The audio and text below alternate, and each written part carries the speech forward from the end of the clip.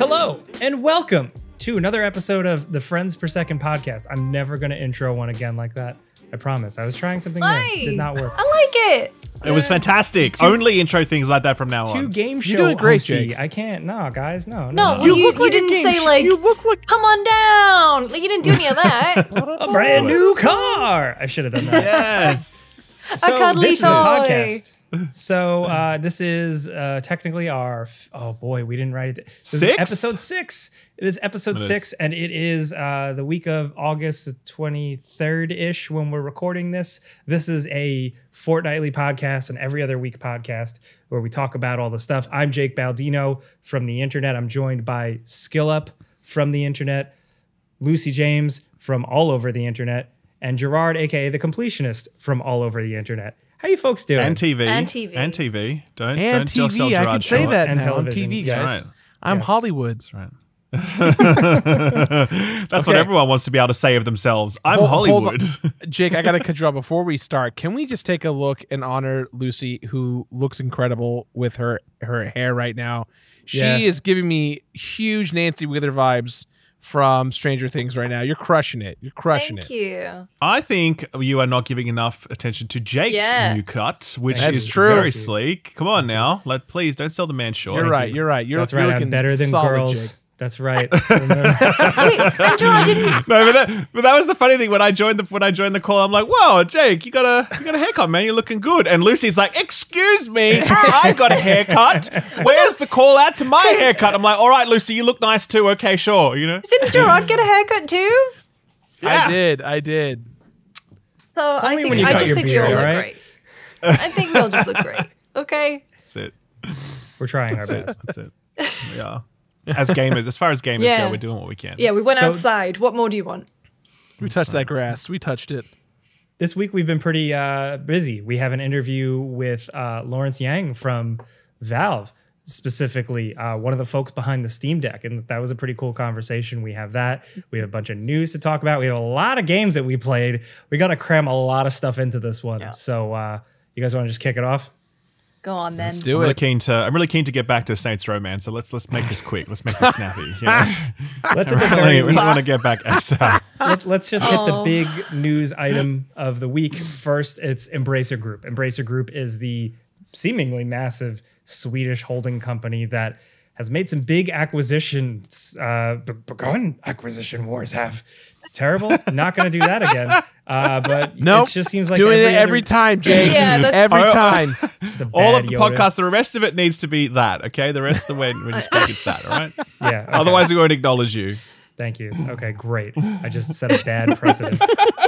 So they have announced in the last week a bunch of acquisitions. They have announced the acquisition of Tripwire Interactive, folks behind Maneater and Killing Floor, Tuxedo Labs, the people behind Teardown, the voxel-based destruction game that I highly recommend, collector-focused publisher Limited Run Games, and music audio gaming company Singtrix. I don't know what know that is Singtrix. specifically, but they've also gobbled up a couple of other smaller things. They have another thing specifically that they didn't state what it is, but it's fairly big and significant. And per IGN, the biggest thing, Middle Earth Enterprises, which holds the film, video game, board game, merchandising, theme park, and stage production rights to J.R.R. Tolkien's The Lord of the Rings and The Hobbit.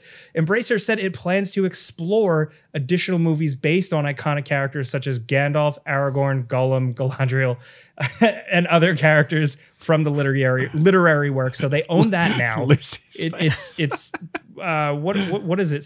790 million collectively is the rough estimate. I also it wasn't listed here, but they also bought Limited Run Games, the homies. So it's a lot. I think the big question is just, Ralph, how are you feeling about Embracer in general and them now having so much? Okay, so firstly, can I say it's really weird that a video game company now has The Lord of the Rings? Like, Yeah. that is weird. The game Think IP about is enough. how The gamers now own Lord of the Rings. That is one of the most important texts in the Western history. Sir, they've got Lord of the Lucy's Rings. so upset about it. We did it, gamers. We did it. We got it. I was just listening. I was watching Lucy's face when you were recounting the fact that they're thinking about additional films. So I'm actually interested in Lucy's take on this more than anyone else's. Gandalf Origins. Dude, and that's Yeah, what that's I'm right. fucking afraid of. Like, I tweeted this at the time, but I was like, if this is the Marvel Star Warsification of Lord of the Rings, I am not here for it. Like, Let's go. with Amazon, like they're paying like $1 billion, 250 mil for the rights, and then 750 on however many seasons of Rings of Power they're gonna do.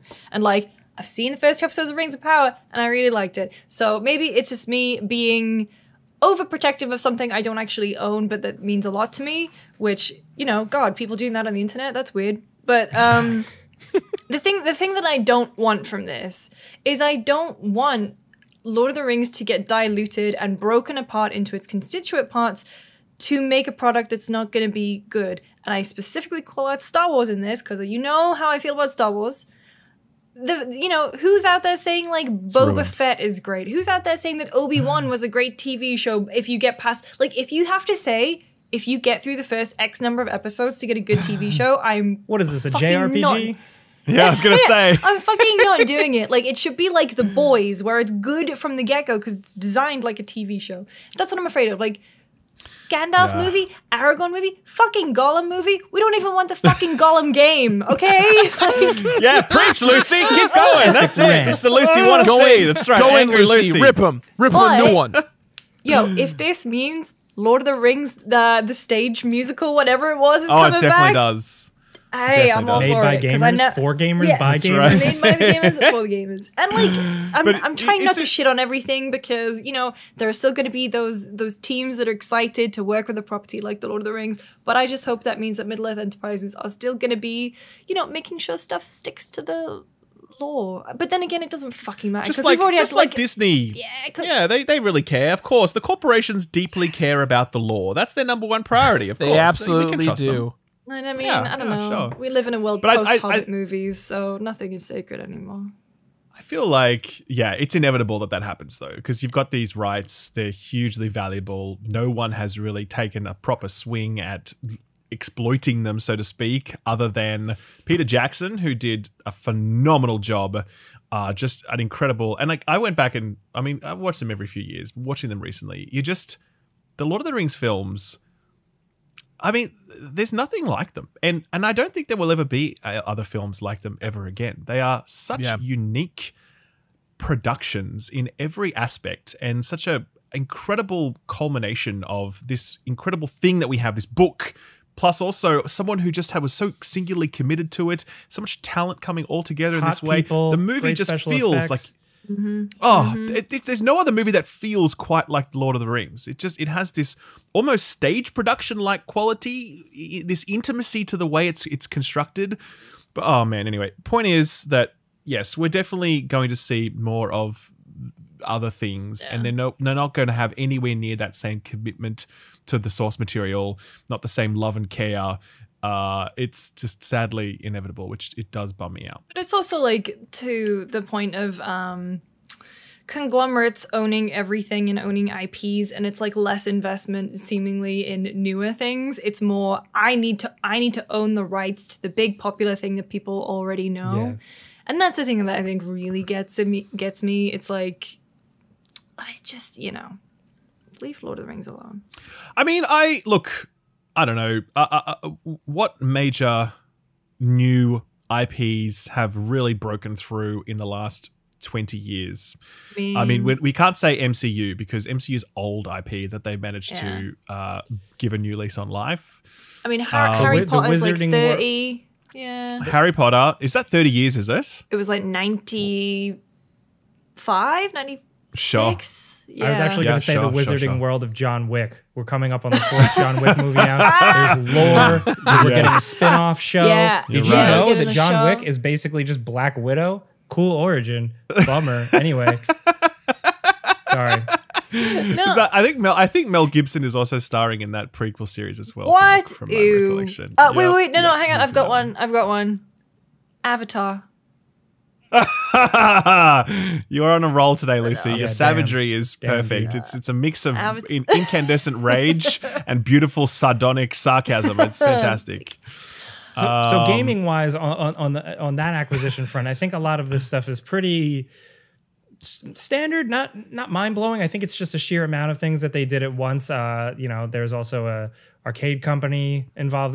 They got an accessories company, I believe, too. So it's just another big move towards gaming, even though they're already focused in gaming. I'm just curious to see, what they start really putting to work first. And like we've speculated this, of course, when they acquired some of Square Enix's studios and properties. I think it's cool. Maybe we'll get another Maneater game. Maybe there's funding for that, with Tripwire. Whoa, here it comes. Yes, please. It's my one fucking holiday. What was that? It was Hall & Oates. Maneater. Because I was like, whoa, here it comes. Oh, okay. This you is went Lucy's that direction. podcast today, you guys. Dude, We're just It is, actually. We're just along for the ride. I'm literally going on holiday tomorrow, and so just, unfiltered. This is it. She's final stretch. Gerard, I do want to know from you, specifically with them getting limited run games, and you being on seeing so many angles of the game industry and working with developers that have worked with them and just being on the ground floor. Like, what do you think could, is anything going to change? They seem to be like they're acquiring and they're letting people do their thing, but like, what's your insight? Yeah, I mean, a couple things. The first thing is that I don't get the feeling that Embracer Group is trying to acquire and dismantle. Most typical acquisition plays, especially when it's game company or tech company purchasing another game or tech company, is we buy the thing, give it 2 years, see how the team goes. In 2 years, if it sucks, sell all the parts, relicense parts, rebuild the company, and reinvest. And based on Embracer's track record, they haven't done that yet. I know Doug very well over at Limited Run Games, and I know that he has always been, in my personal relationship with him, has always been, me and my team are rock stars. We operate autonomously. We do our own thing. So if I had to guess, it seems like Embracer Group is really trusting and letting these companies just thrive in their own element. And to kind of go along with that, there is a game company that's not on the list that got acquired a couple months before called Bitwave Games. They're a small Swedish company. They're friends of mine. They made a game called Wonderling, which my friend Alex Faciani wrote and I play tested. But the big thing of why that's interesting is because before they got acquired, they were kind of known for doing ports and helping developers do sister stuff.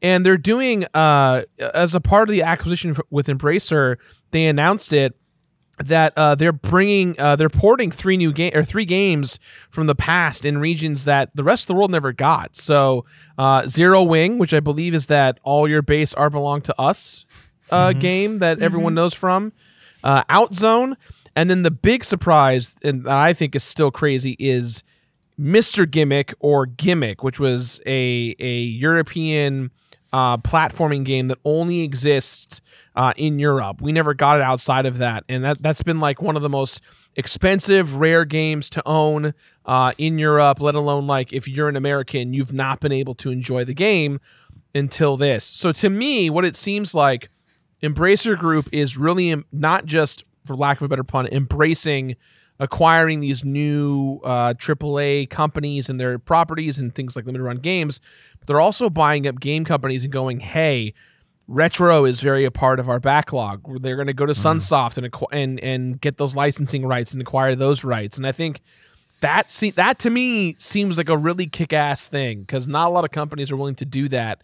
And I know that they are a European company, and that's something that just seems really cool to do. Is we're going to acquire old IP that no one's played in years, modernize it, and distribute it for everyone. I think that's kick-ass. So to me, all of this, while it is scary, seems pretty cool so far. Except I do agree, the Lord of the Rings MCU stuff, I hope we don't get like 10 million movies. Let it be. I agree with what you're saying in terms of that retro through line with Embracer. from what I've seen of Embracer, and I think we should always naturally be cautious when a big multi-billion-dollar company starts buying all these things, obviously, right? Of course, absolutely, goes without saying. Having said that, this company does seem to be saying the right things. Recently, the CEO was asked, like, what's next? And the CEO's like, well, fuck NFTs. We're just going to make some video games or something to that effect. Like, really just sort of laying that down. But I do believe that the way they've been talking is very much about, like, they do believe in video games. They do believe in letting studios make cool video games, putting them out. They do believe in physical ownership. They do believe in keeping the retro scene alive. They do believe in the value of classic. Whoa, that was a loud crack. Wow, that was like a Coke. That was like a Coke commercial. I'm just. That was the pop heard around the world. Damn. What is Wait, it? hold on a second. What soda is that? Oh, what is that? Okay, here we go. What is it? This is Moxie. This is a soda from the early 1900s that I found they kind of still make, but they only really sell out of the state of Maine. And it essentially was like one of the big ones back when Pepsi and Coca-Cola were coming up, back when it was like an elixir. You know, like when it was like, drink this for your health. It has cocaine and cough syrup in it and it'll heal all your ailments. You know, like all that snake oil stuff.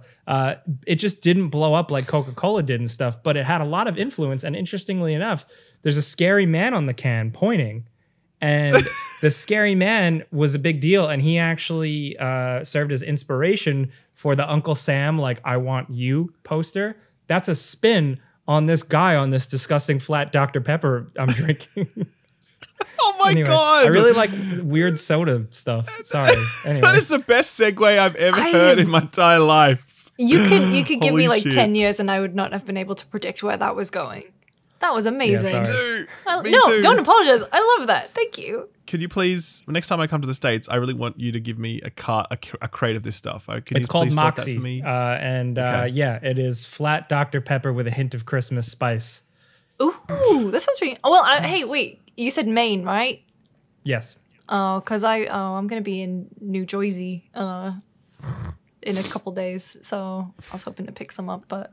Yeah, it was not like I had to pay more for it. And then when it showed up and it didn't taste that great, I was like, well, another grand experiment from your boy. Like, I thought you were about to say another grand so you paid spend. You pay to import this stuff, right? Like you like it gets imported from Maine specifically to your house, right? Yeah, I have like a weird thing for like just indie sodas, old sodas, just like, or pop, if you will, whatever people call it. Thank you. Yeah. Maybe I'll do Soft I've always drinks, wanted to do we like call a it. soda review channel or something. Look, if the McElroys can have a cereal podcast, you can 100% have a soda. But cereal is a thing though. Like cereal is very reviewable. It has a really cool box. It has toys in it. I mean, I guess you're right. I just You're gave right. you a And the little- whole, Yeah. like, you know, post World War II. Actually, yes, that was far more interesting than any review. Most game reviews that go out is the soda reviews. I totally agree with you. I would definitely watch a Jake soda channel. Anyway, what are we talking about? What were we talking about? Embracer Group. That's right. The companies, and they're buying stuff up. And anyway, that's right. They're saying the right things, and they're committed to video games. And I kind of like that. Even the fact that they bought up the Western operations of Square Enix, Eidos Montreal, Crystal Dynamics. They talked about resurrecting Legacy of Kain and Thief, and like Deus Ex obviously is very much on the menu. I don't know, man. I am interested to see whether or not they can deliver on this, because, as I said, they're talking the right talk right now. Yeah, I'm curious. so- I mean, technically, isn't the new Saints Row, which we will get to later on in this show, isn't that technically an Embracer Group? It is published thing. I saw Stephen Totel post that picture of the stock price when the embargo lifted. Yes. If you're watching and you're wondering where Gerard has gone, there's a fire alarm going off, and he says he literally can't talk and he's just had to run away. So, Oh my I God. saw him making No a way. face, but he always makes yeah, faces. no, he was making a face Right. and he was like, so Sure. I don't know if we want to fair enough. continue. Wait for him. Maybe we pause. Sorry Okay, about that, guys. cool. There was a fire alarm got pulled and or just went off with no indication. It's me and two security guards in the building, and they all were like, "You did this," and I was like, "No, I've been here." So they just turned the alarm off, and I guess we're good. All right. Sorry Well, about I that. It was just No. like this loud alarm was like, "A fire is happening. Please leave the building," and I was like, fuck, where's the mute button? And just so I you can kind of bring do it like back this around. panicked, do I leave? Do I? Yeah, I didn't know what to do. Sorry Glide about it that, back guys. And not on fire. That would be terrible. Yeah. Me too. Me too. So Not what I wanted The other right now. news item I just wanted to acknowledge was that with all of this, we also got some confirmation that amongst this Embracer Group news, development is switching for the Knights of the Old Republic remake to Saber Interactive, which was previously rumored. You know, we talked about Aspire and development issues. So now that's a thing also. That kind of got lost in the dust for some people with this news, but Well, I think that confirmation of that came some days after because it was rumored just by virtue of a few things excuse me, CEO said. But then Schreier came out a few days later and be like, yep, it's confirmed, it's been moved.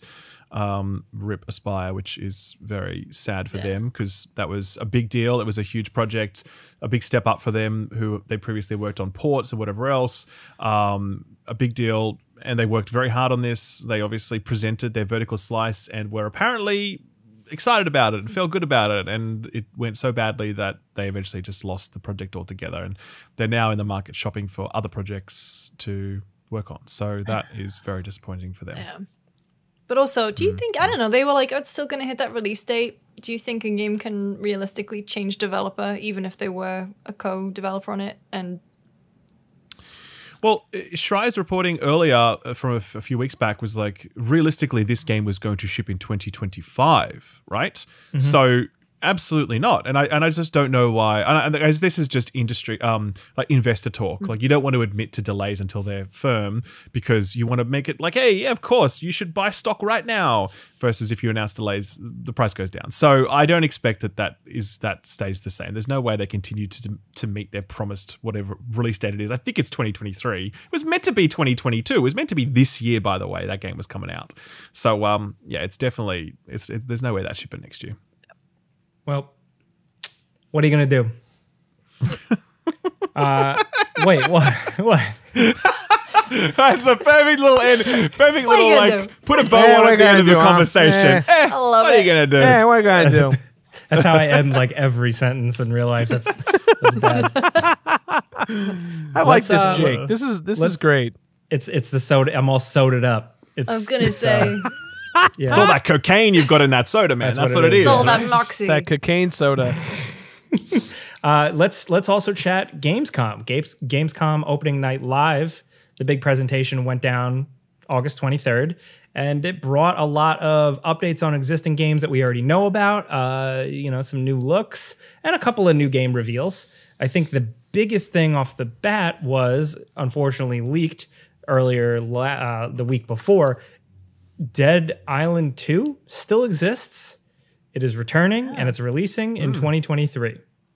And some people have played it, actually. Did you guys hear this? What? Yeah, it was playable. As in, like, at a the bunch show? of outlets went hands-on with it. No. I'm not sure if it's playable at the show, but I heard from some outlets, like the Australian outlet, Press... was it Press Start that got to play it? I mean, I think so. I know IGN got to play it. So, yeah, it exists to the point where it is actually a playable video game. Hey, no, the old one was a playable game too. I played that in 15? 14, sure. 15, when it was still Jaeger. Yeah. Yeah. Of course. They then had another developer after that, and this is its third developer now. So that is pretty cursed. That is very cursed. That being said, do you guys think it looks cool? Like, Gerard, what do you think? You know, one of my favorite things about the first Dead Island was that first trailer. That it just was so emotionally gripping and pulling you in. It was so iconic, right? And then we got the game, and the gameplay just kind of, how do I describe it? It was almost like 10-year-olds were screaming in my ear as I was fighting zombies. It just felt very blown out, and the gameplay wasn't as smooth as I wanted it to be. And I didn't really care about the characters. It just kind of turned into like a serious 4-player Left 4 Dead, but Left 4 Dead's already kind of that same play. And then obviously Riptide came out and the other title too. So when I saw that the trailer for Dead Rising 2 way back in the day, or Dead Island 2, sorry, I was excited for it, but once again, like in my opinion, the Dead Island franchise thus far, gameplay has not been the strongest suit. I just haven't really been invested in the the first person perspective zombie survival horror from what they're outputting. And so the trailer that they showed is pretty sick. It's a good cinematic story trailer about a character named Jake. Gameplay was still very, very minimal, though. It just felt very montagey. Didn't really tell me or show me 100% what the game looks like. So to me, gameplay is a big priority. I still am not 100% sold on it just because of what's come before it. Plus, again, like kind of Lucy said, this is the third studio to take a crack at this in the last decade. So yeah, I'm excited so that much it's has out, changed. that's coming out. But yeah, and so much has changed. I'm excited it's coming out, but again, cautiously optimistic just because who the hell knows? Yeah, I very much found myself being like, who really needs this game now? We have Dying Light and all these other like fantastic things. And I even admitted in a video, I was like, I never really thought the first Dead Island was that great. And I actually got a lot of pushback. And what I realized is that like that game did make somewhat of a significant splash back in the day. I think maybe it was with younger players more than anything, but I got kind of like I loved this game. Like I grew up playing this, like, and I didn't expect that. So that almost kind of at least tells me like old. that's why they kept it alive for this long, which is nuts. Grew up playing Dead Island. Dead Island was, I like think, you one don't of the really- first review copies I ever got.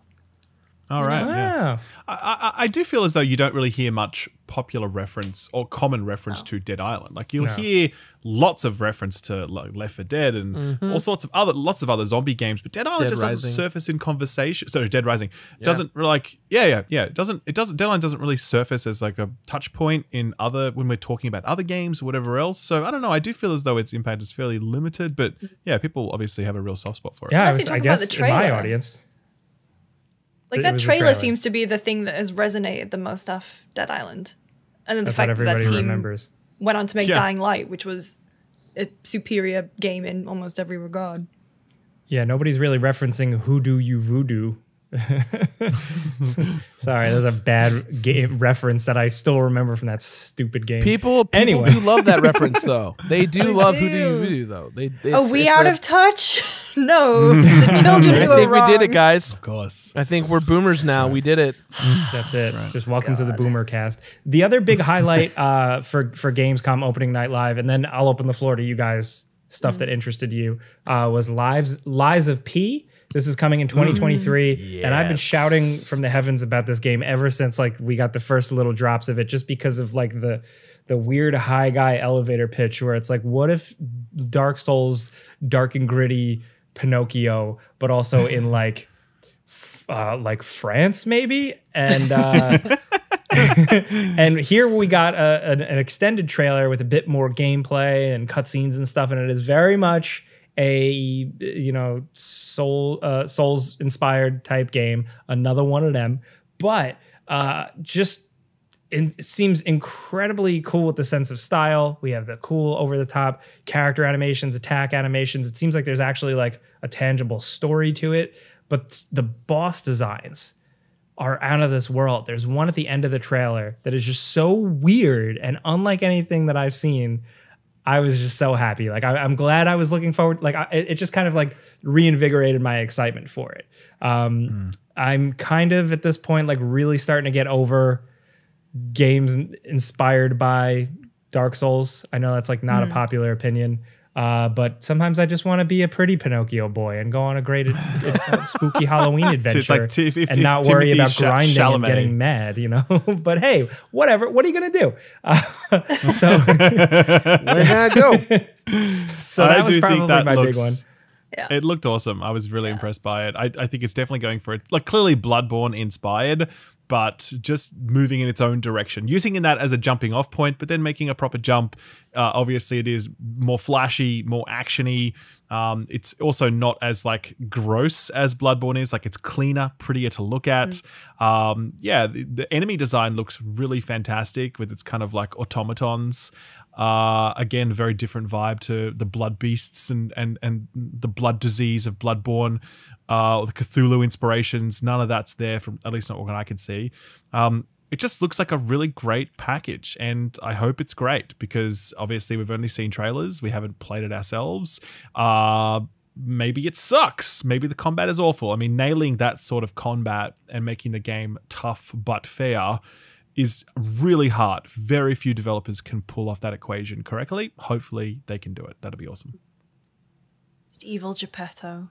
Oh, like Evil Geppetto. Evil Geppetto. He doesn't look very evil though. I don't know. Geppetto in this trailer, I'm assuming it's Geppetto that they say, Yeah. hey, son. He looks very nice and wholesome. He looks, I don't There's got to be gives me, something wrong like, with him if he created a murder anime boy for a puppet. Yeah. For a son. maybe. Son. Yeah. Gives Did me we just say that gives about me Kojima? real- Think of all the murderous characters he's created. That's You still true. Love him. It gives That's how you me get a like it gives me what's it called, like great sensei vibes. Like, yes, Pinocchio, you've learned from me. Let us continue. Oh, so maybe Geppetto is the warrior, and he's just passed on his warrior bloodborne knowledge Oh, to. Maybe he's like totally. a hunter. Geppetto Origins. Love it. That's the prequel. That's the one that follows. That's the sequel to Lies of P, Geppetto Origins. Lies of What else are you It'd guys be- into? it's Rise of Geppetto. yeah. Okay, let's talk about this everywhere game. What the fucking fuck is this? Let's Dude, go. what a Let's fucking go. looks like a fucking clickbaity blockchain game nothing. to me, my guy. That Nothing. looks like a fucking blockchain game. I'm sorry. So this game is from one of the the former president of Rockstar North. Leslie He set up his Benzies. own studio. Benzies. Yep. So he's got his own thing going now. Got a whole team working on it for 5 years. The trailer basically looked like Fortnite. like essentially Fortnite, as in like, hey, we've got colorful environments and you can race cars, but also shoot Jump people and and shoot. whatever. Yeah. And then it hard cuts to this other thing, which almost makes it seem like kind of some Ready Player One thing where you've got this metaverse play environment and then you've got these people on the other side, like the real people who are going through the shit, you know?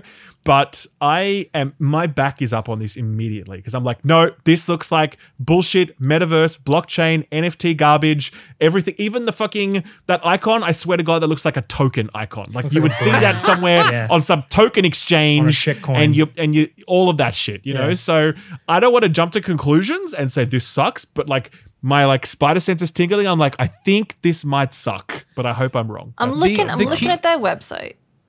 How do they have key almost indicator- 300 employers already? Oh, because of his Employees name already, and his that's why. pedigree. He Yeah, definitely was able Yeah. to shop that around. I invented Grand Theft Auto. Give me money. Sure. I mean, yeah, Patrick Soderlund and his like studio Embracer, what they call Embark Studios, same deal. He was like the number 2 man at EA, and let's like give me buckets of money. Sure, here you go, boom. So it's definitely a thing. The No thing that mentions kind on the of website. the thing that kind of got me thinking the same thing, Ralph, was after the trailer, Jeff just went, "Oh, that was really bold, you guys. Could you tell us anything about this game?" Like, immediately, like Jeff was like, "Cool trailer, boys. Yeah. What the hell did we just watch?" Yeah. I'm really not. I would be stunned if this is not some kind of blockchain NFT thing. It just, If it it's just seems not, so right though, for it. if it's not, because they've been working on it for a long time, I am really curious about this weird dual art style thing because we had gotten like murmurs of that a couple weeks back. And it was kind of like, what? Like, what is that? And then like, it was really jarring to see the first part of the trailer and be like, this looks like Fortnite and Rocket League. Like, what is going on here? And then it cut to like a Black Ops 1 campaign montage. I was like, what is going on here? So at the very least, I appreciate the developer on stage who did admit that they want to have their cake and eat it. Where it's like they are going for some sort of like new wave, like, you know, games as a service, endlessly play. Oh, we made it for the community type thing. But then they also want to make a single player narrative, real ass video game. I just don't know how that works. So like I'm on I've been on their website while you have all been talking. I've been on the website, I've been on LinkedIn. What is everywhere? Everywhere seamlessly blends gameplay, adventure, creativity, and discovery in an all-new multi-world gaming experience that redefines how players connect with one another and with the digital world around them. First of all, needs a couple commas in All of that sentence, sounds awful to me. But I All of I still don't know what it is. I don't know what it is. Is it Yeah. like is it sorry, go ahead, Ralph.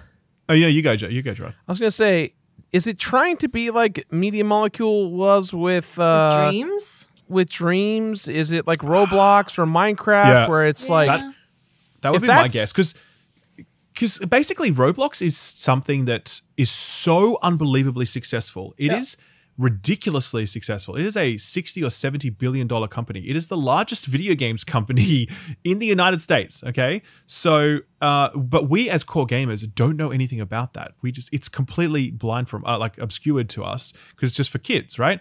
So if there was some company that came up to an investor and said, hey, listen, we want to make Roblox, but we want to position it for adults, give us money, then investors would be like, here's all the money in the world. So if it's anything, and if this is a total guess, it could be complete bullshit, but if it's anything, it probably would be something akin to Roblox sort of tapping into that because, yeah, that is such a gold mine. If you can crack that code and get core gamers interested in what Roblox is doing, then that is just like cha-ching. Yeah. That's my guess. Totally. That's my guess. We'll have to see where that Hey, one goes. What'd you guys think about the controller, the new PlayStation controller? I'm down. I gotta look at it better because the trailer I felt like was look at it in the dark. Now you can't. Yeah, it's, Look at it in the dark. it's pretty straightforward. It does look a lot like the regular DualSense.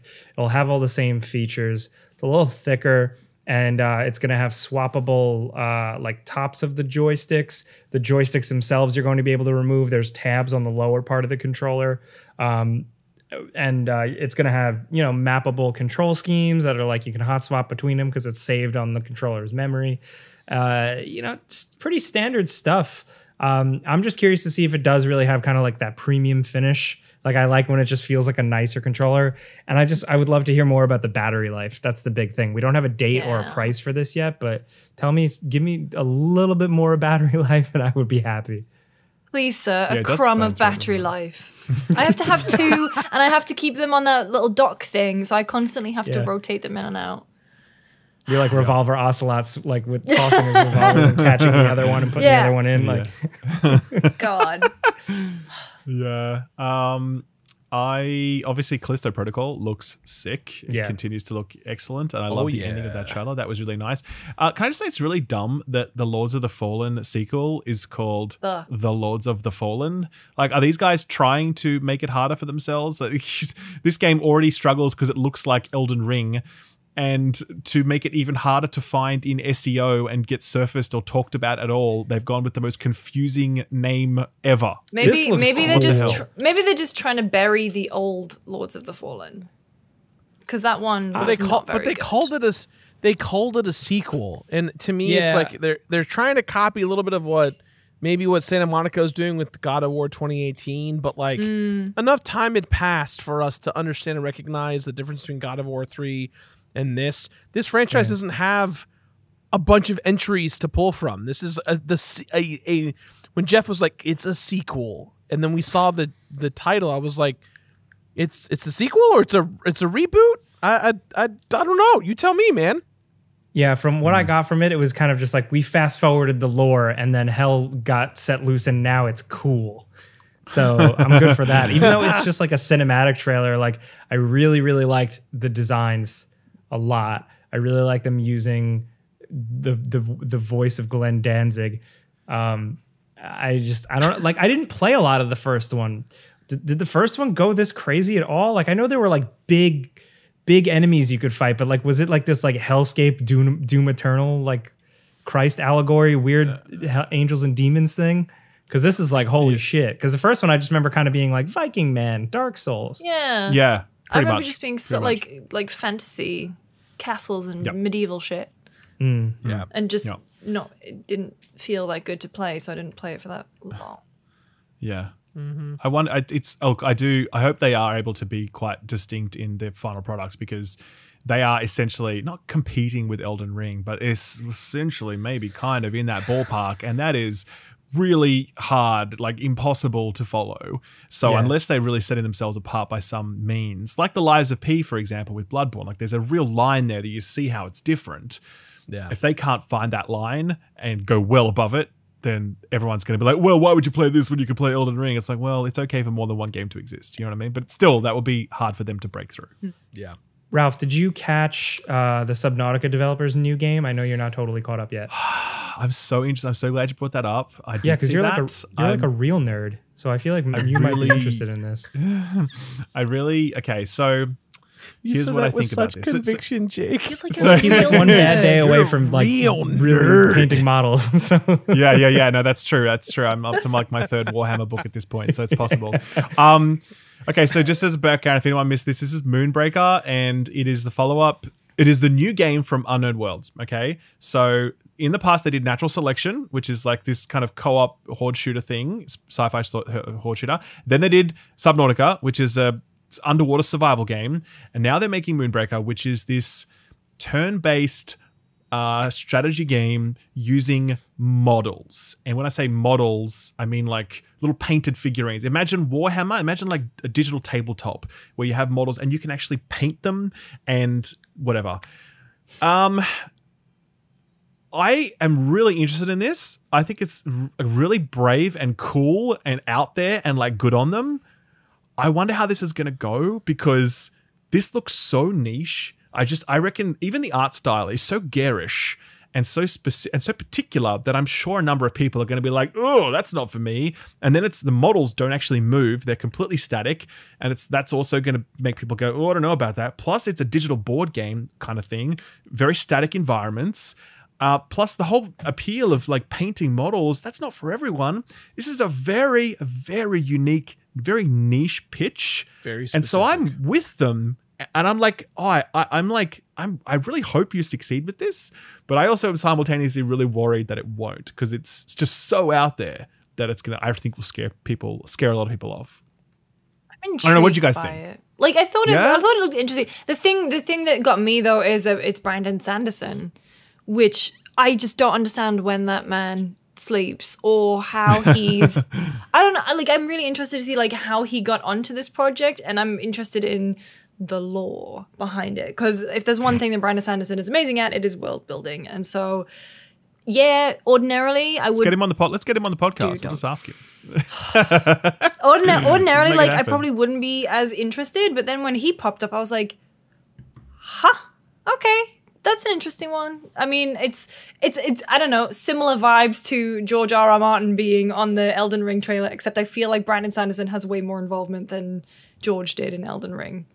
But no, I'm intrigued by it. Like I lived with someone who painted a lot of models, and I texted him as Dave Jewett from GameSpot, and I was like, oh my god, have you seen this one? And he was like, mate, I don't even have time to paint my real models. Like, don't do this to me. But yeah, can scratch that itch. You never know. Yeah, I mean that's just the other. I guess the other part of the equation is that Subnautica Below Zero was pretty disappointing. They're really the potential for a Subnautica 2 is massive, because even to this day, I can't think of a survival game that has done what Subnautica has done. It's still fertile, untapped territory. If they were to commit to that sequel and just blow out the budget and just make an incredible sequel, like that would be amazing. This is a very different direction to that, and so yeah, I don't know, man. Look, as I said, I'm wishing them the best. I hope it succeeds, but yeah, it feels like a very risky play. I would love to bring up the fact that Sonic Frontiers is coming out the same day and week Yes, that God of War. Oh my god, that's just Skull and reckless. Bones is, and I'm oh my god. Look, What a do fucking I move. think Like seriously, what a fucking move. I'm begging. I think I might message my friends at Sega and be like, what do I have to do to help convince you guys to kick the can? Like, what can I do to help? Because push it to February or January or something. Push it even to November, like just even further in November, like Thanksgiving week or something. I don't know. I don't know, man. I feel like they listened to everyone being like, oh, they have to delay this game. And they're like, listen, not only are we not going to fucking delay this game, we're going to release it on the same day as God of War. Take that. You know what I mean? Like that is what they did. Because like the marketing department, it's like they're trying to destroy their game. All the marketing to this point has been horrifically bad. And the last decision they make, but like in terms of like hyping up and preparing for the release of this game, is to release it the same day as the biggest game of the year. Like, what is going on? What do you say to that? Like, Maybe at the very they least, think that like the markets are different.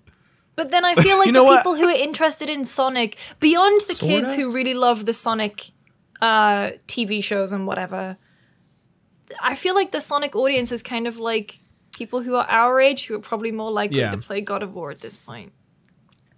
Well, I agree with you, Lucy. I think that Sega's demographic for Sonic has always been skewed younger, right? Like right now, the Sonic franchise is at an all-time high with the second film.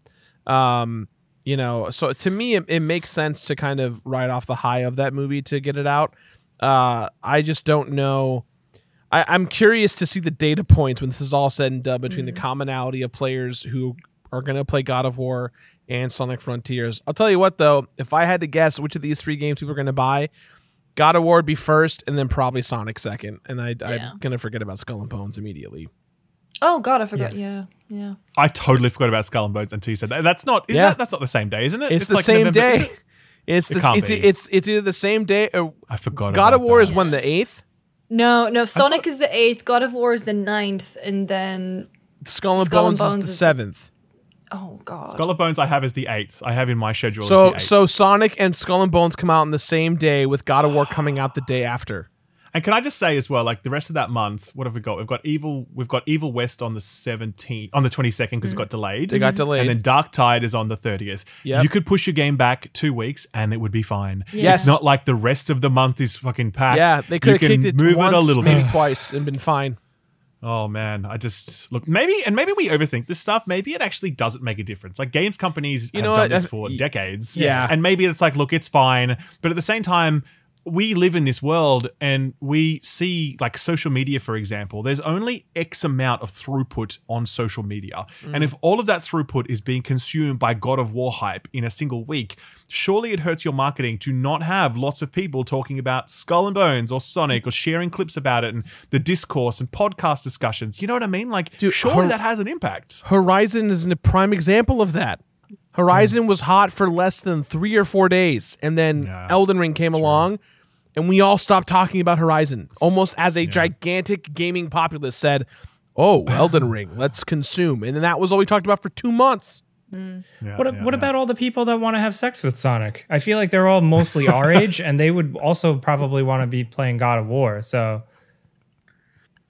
all right, let's not punch. Let's not punch down at those fans, Jake. no, I'm not punching down at all. Let's not burn. No, I like it.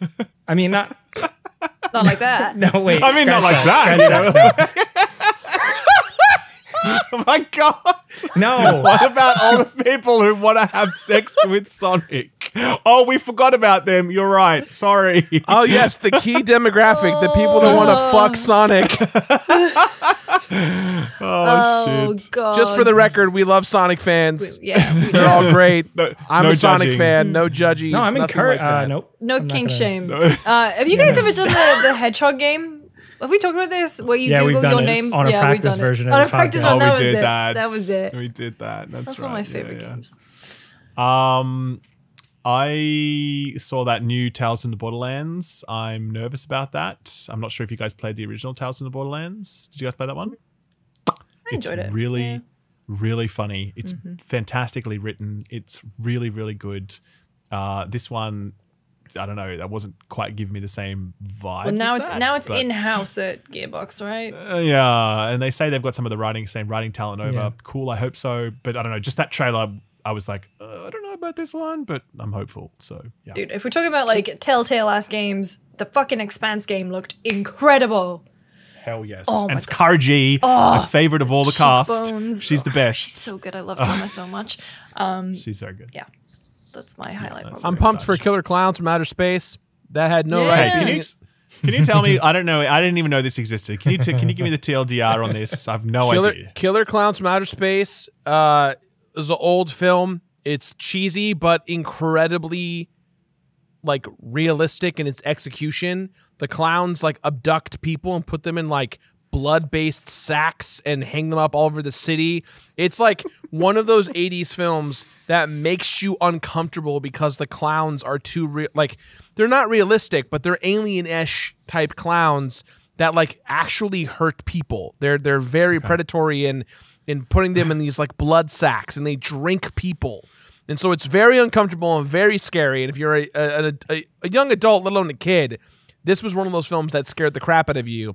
So the fact that we have a game, I don't think there ever was a game before that, but we have a game that's like incredibly on model being directed by one of the guys over at Friday the 13th is pretty rad. That's cool. Okay, Yeah, I've never cool. seen Killer Clowns, so I don't really have much of neither a thing to draw from, but that trailer looked pretty fun. Yeah. For sure. I was very keen on Homeworld 3. I don't know why. I just love cold, emotionally distant sci-fi, and nothing is colder or more emotionally distant than Homeworld. Yeah. It's basically big slabs of metal just pointed towards each other in space, silently floating around, except for the sound of laser fire. And I love it. I actually really liked Homeworld back in the day. Did you guys ever play it? No, I never played it. Yeah, really fantastic titles. And so Homeworld 3, that looks really great. I was super pumped on that. And Atlas Fallen, the ones, did you guys play The Surge? Yeah, I Ever love played The one Surge. No, I didn't. So this is that team going in a whole different direction. It's sandy times now. There was a lot of sand in this. Like there was that Dune game. There was Atlas. That looked interesting. I was about to say Atlas The Shrugged. survival Not open world MMO game.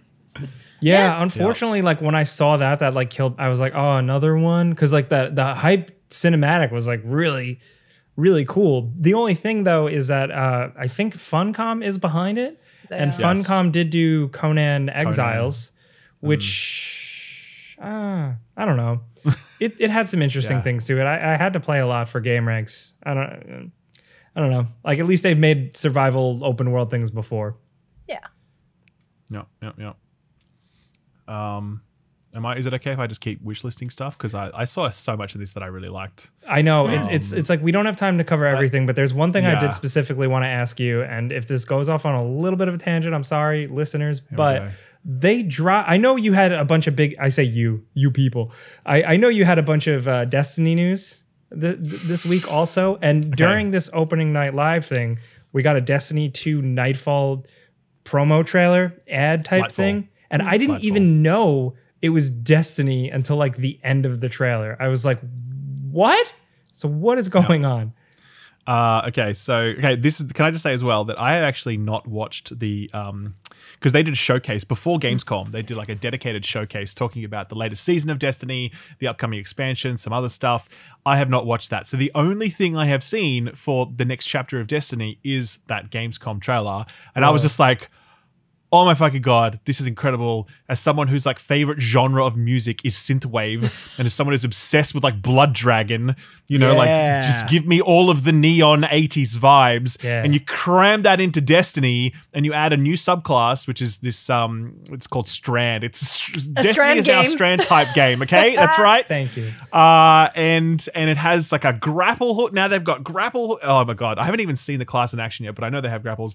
I'm just ridiculously excited for that. And I mean, I'm always ringing Destiny's bell, but I really do believe it's one of the best games on the market. I have believed that for a long time.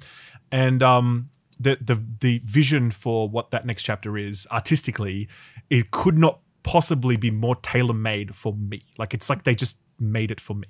So I love it. I'm excited. Plus the other thing they announced, which is very critical, is that they will no longer vault previous expansions. Oh, that's huge. It's massive because this really fucking sucked. And at first I was like, when it happened, I was like, oh, I don't know about this. I'm very skeptical. Like Bungie was saying we need more agility. And I was like, all right, well, let's see how that goes. But over time, I was like, no, this is not okay. Like I understand from the perspective of people's purchases, like they've paid for that content and they deserve to keep it. I get that, I do. But I'm actually more motivated by a commitment to Destiny's history and the idea that people who come to this game should be able to experience its most pivotal moments. And the fact that they are no longer going to be taking that approach to major expansion content, I think is fantastic. It's going to make it so much easier to welcome people to the game into the future.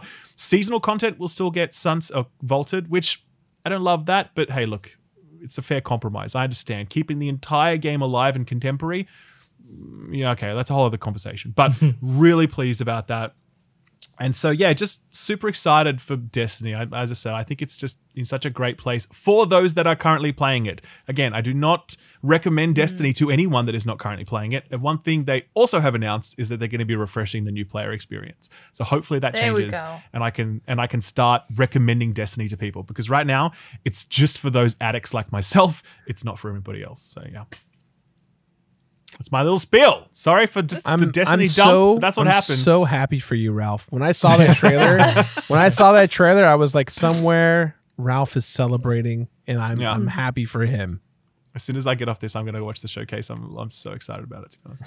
Lucy, do you have one more big standout from ONL? Opening Night Live? ONL doesn't sound great. ONL. No, it doesn't. No. I really like that trailer for Where Winds Meet. That looked really cool. Where Winds Meet? Yeah. It was the Chinese looked a little bit like an Assassin's Creed Ghost of Tsushima thing. I kind of worried a little bit. Yeah, Sekiro in a way, but like I kind of worried when the trailer launched because it looked like one of those adverts that you get on TikTok for like those episodic games because you couldn't really see anything. Game. Yeah, and then they started seeing some of the game in action, and it kind of has this. I don't know, like it's a third-person action game, a little bit of supernatural elements, a little bit of like folklore and stuff thrown in there. It looks really cool, and I don't know that much about like Chinese mythology or even kind of that kind of world at all. The only thing I ever seen is I watched a TV show called Empresses in the Palace, which is like this big budget show from years ago. It's all about like courtesans and stuff. It was really cool, but that's pretty much my only real exposure to it. And so I'm stoked for this one. It looks really cool. Yeah, it seems like it has like story and emotion to it and like drama. Like I was like, oh, cool, like a cinematic thing. I want some drama. And I thought the Gotham Knights trailer was good. And I've been a little bit down on Gotham Knights recently because I feel like it's getting to the overexposed stage, which is what Warner Brothers does for every single fucking game they do. They put out too many trailers. But no, I thought this one was a good one. And I'm... and now the game is coming 4 days earlier for some reason. Yeah, I felt better after that. I know it's just like a trailer. It's marketing. Like it's supposed to get me excited. But I just saw some things like, new villains. It seems like you're going to fight villains multiple times. We got to see like 2 different versions of Mr. Freeze if you look closely. So yeah, I can't help but like, still kind of be cautiously optimistic. I just love Batman. They probably brought it forward because Batman is dead. 4 days later. Batman's dead, dude. Come on. Batman is dead. I was hoping you would say it. Bayonetta and COD are both on the 28th, so that's probably why they bumped it forward a few days just to give it a bit of breathing room. So maybe we're not wrong when we talk about not overlapping release dates and why it doesn't matter. And also don't forget the biggest announcement of the entire show. Oh, please. That we now have a competitor in the podcasting space. I can't believe it. Because I feel so betrayed, really. Yeah. That Kojima, he is the only person on Twitter that the Frames Per Second podcast follows other than the hosts. Yeah. And yet he has the audacity to create his own podcast. Like, who the fuck does this guy think he is? Maybe that's why. Maybe we fucking inspired him. He was like, hey, this podcast deems me worthy enough to follow. You know what it was? It's because we had Jeff, and then Jeff, after he got off this podcast, he called Kojima, and he's like, that's what happened. Remember how at the start of the episode, I said, oh, you need to get us a Kojima introduction, okay? And Jeff's like, yeah, I can work on that. And so then he calls Kojima, and he's like, hey, you want to come on this podcast? And Kojima's like, I have a better idea. And then, boom, this was what happened. Did we get a cut? I'm so... He probably got paid millions. He got paid millions of dollars for that. Well, podcast. I mean, did you see how he was like applauding? That's a man who got a payday, I like Jake's suggestion for the format though. What was your suggestion, Jake? Just Kojima like podcast? Make it like Joe Rogan. Like I want to see Hideo Kojima sitting behind an American flag, like smoking weed and talking about vaccines. Let's just, what? Why oh my God. Why not? Let's go. It's just a podcast. It's a podcast that slowly turns into a live action podcast of Metal Gear 1. Oh my God. I hope there is some hook to this thing. If there is some transmedia thing, like it just does something weird. Because he definitely does have a... Like even if it doesn't go like that creative weird route, he definitely is a man who has a lot to say. I have been kind of slowly going through the book he most recently published, which is just a collection of all the things he's written. He's written articles for like GQ, Famitsu, anywhere over the years, just like random essays he's written. So like he's definitely got a lot to talk about. Surprisingly, not a lot about video games, more just about everything else. And I'm into that. I like the way his brain That's works. probably why he's so good at what he does then, because he's not just about video games. Yeah. Like he's just fills himself with all this other shit, which is awesome. Yeah. So Kojima-san, if you want to promote the new podcast, come on the pod. Come on down. We'll give you the spotlight. Just do it. That was a bad pitch. Yeah. Maybe we try that again. No, we can. Jake, you're not allowed to bury yourself. You're doing fantastic. Okay. I agree. Thanks. I agree. I just really want him on. Okay. Let's move on. Unfortunately, we can't talk about everything from Gamescom opening night live, but Gamescom is still going on as of the time of recording this podcast. So there's a bunch of stuff rolling out. Shout out to any of you who are there, having fun, hoping you're having a nice time. Maybe you're listening to this With on the your train tiny ride beers. back. Tiny Not beers. jealous? Oh, dude. Why There's are a they tiny? place. There's a magical place called the Haxon House. It's on the river. And you go there. You wait like 3 hours to get your food. It's pork knuckle. It's amazing. But when you're there, you get like a little, they call it a meter. And it's like a wooden plank with little grooves in. And they give you like basically big, like thin glasses of little Kolsch beers. And you get fucked on those while you wait 3 hours for your dinner. But it's great. And I miss That it. sounds like a blast. That's a ringing endorsement for Gamescom if I've ever heard. Maybe I'll go next time. So It's 400,000 people. You don't need to go. There's too many people. I think I'm good for now. At least I'm good. But let's start talking to our friend Lawrence Yang from Valve. We got a really good interview with him, like I said. So let's roll to that. Yeah. All right. We're all walking hello, here. everyone, to this new segment, interview block. We're joined today by Lawrence Yang of Valve. This is something that we're extremely excited about because all of us have a Steam Deck, right, Lucy? So that really brings us to our first question for the Valve employee before us. Lawrence, where's Lucy's Steam Deck? What's the deal with that? Can you please check your files and give us an update? Just You'll get it soon. What's your reservation window look like? I was Q3 and then it got pushed to Q4, which is honestly, it's fine. I just spent a lot of money in vet bills this week. So, that's fine. Delayed gratification. Okay. Well, for that specific thing, no one was actually pushed from Q3 to Q4, but there was some poor wording on the website where we said after Q3. And then when we updated dates, then they become Q4. So a lot of people misread that as like, I was Q3. And then they became I saw the Q4. Q3 and got excited. I see. But no. You might still prayers. get it in Q3. We are actually we're updating the reservation windows. So you might get pulled in. There we go. So Lawrence is, look, I don't want to say you're the point person on the project because obviously I don't know that, but certainly you've been the most public face of the Steam Deck that I've been aware of in terms of out there on the messaging and providing updates on the beta beta version rollouts and whatever else. So it's been really amazing to see that level of communication as well, because a console out there being updated that regularly with that kind of communication, that's unheard of. We'll talk about that. But firstly, just wanted to say a really huge thank you for joining us today. It's just awesome to talk to you about you know, how this whole thing came together and just hear about it directly from Valve. Because it's just super cool. So thanks for joining us. Thanks for having me. It's great to be here. So I guess we obviously have a bit of background on who you are and what you're currently doing, but we really don't know the full story. So could you just maybe tell us about like you, yourself, your career, like the little bit of background, maybe because you were at Apple before, right?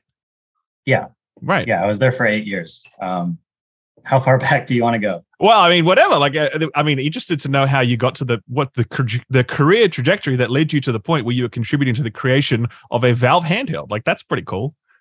Okay. I'll go Cliff Notes version. Starting out in high school, I was a web and Flash developer back when all you needed to know was a little HTML and you could call yourself a web designer. But I got an internship and they're like, hey, kid, here's this new thing called Flash. You should learn it. And then I became the only person at that agency who knew how to make Flash websites. So based on that, I continued to freelance all the way through college, but it was my portfolio that I was building freelancing on the side that actually got my first job. So I grew up in Chicago area. I moved to San Francisco and I said, I'm gonna work here now. I got a job at an agency. And then after a little while, I got a job at Apple, starting out in the marketing group. And after a few years, I joined the human interface team, which is on the product side. And that was really cool. So I was there for a few years, and that team is responsible for design and user interface for basically all of Apple's products, especially the software side. So I got to work on and design features and systems and UI for iPhone, iPad, watch, AirPods, etc., which was very cool. And yeah, after that, I was there for 8 years total. And around that time, that's when I left to go to Valve. That was it was an interesting decision because I was really happy and fulfilled at Apple, but at the same time, Valve presented this really cool opportunity to do something new. They were starting VR at the time, and it was kind of cool to be able to, get on the ground floor before anything's really determined or solidified yet, and figure out, hey, what's this new interaction modality going to look like for the future? So I joined Valve, worked on VR stuff, and then worked on some game stuff. I shipped the Valve Index, working on the Knuckles, the controller project, and then onto the Steam Deck team. So that's crazy. It was cool. A lot of people thought it was crazy to leave Apple, and I mean, it was a little nuts. It was a really big bet on myself to do that. That's so weird. I mean, who are those people that would think that? Because I mean, if you spoke to any gamer and be like, "I'm going to join Valve and help them make a VR headset," like, that's fucking awesome. Like, who are the people that were telling you, "I don't know, man, that doesn't sound like such a good idea"? Yeah, but I mean, at that time, I was more friends with a lot of designers, and they're like, "Wait, you're leaving Johnny Ive's team to go join? What is Valve? Is that a plumbing company? What do they even do?" Oh, that's so good. I love it. So what year was that then that you made that jump? That was 2015. Okay. Yeah. Fantastic. Cool. And so obviously worked on Index, and I mean, I don't know, we're really keen to talk briefly about the Steam. Well, sorry, we're here to talk about the Steam Deck, but we'd be keen to just talk briefly about that overall process of designing the Index and how you found that. And yeah, like what was that journey like? Yeah. So when I first started, we were working on VR, and it was a partnership with HTC Vive, where Valve had made a lot of, we designed and invented a bunch of technology, the base station tracking technology that VR is based on. A lot of it came out of Valve. And so we worked with them, and they said, we're going to make a product. And we said, we'll give you the technology, we'll work with you and create Steam VR. So that'll be kind of the system and the UI behind VR. And so I helped work on designing a lot of those interfaces and that UI and a lot of the user experience flow.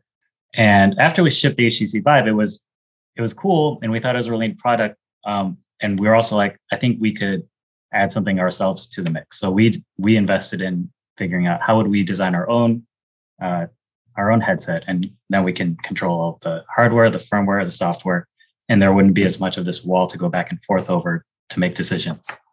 And I was asked to help lead the Knuckles team, or it's the Valve Index controllers, but we all called it Knuckles. Sure. And it was really cool. It was really fun. It was my first time ever working on hardware. That was one of the main reasons I was excited to work at Valve, because it's this really weird place where you can just do whatever you want to if you're willing to apply yourself and add value. Whereas at Apple, I was doing amazing things, but I was sort of only doing it in one realm and user experience. That's so interesting, because you definitely hear that story of like, Valve, we don't have job titles and you just do whatever the fuck you want. And everyone's like, really? How's that work? Is that true? Like, is that actually how it plays out? I mean, obviously I'm exaggerating, but is that really how it plays out in a broad sense? I mean, it's not whatever the fuck you want. I mean, if you're like, I'm going to join Valve and I'm going to spend a year doing underwater basket weaving, you probably won't continue to work at Valve for very long. So it's sort of like, we trust our colleagues to, figure out how they can best add value and make customers happy, whether that's working on software or design or features or leading teams or building tools, whatever your bailiwick is, or even if you have an interest. So we have a lot of people who started out as like, I'm a concept artist, or I'm a 3D modeler, and then they're like, I'm interested in learning to code. So they learn to code, and they're not great at the beginning, but they ramp up, and then we have a bunch of game programmers who used to be something completely different when they joined Valve. Oh, wow. And it's cool because Valve is a place where you can do that.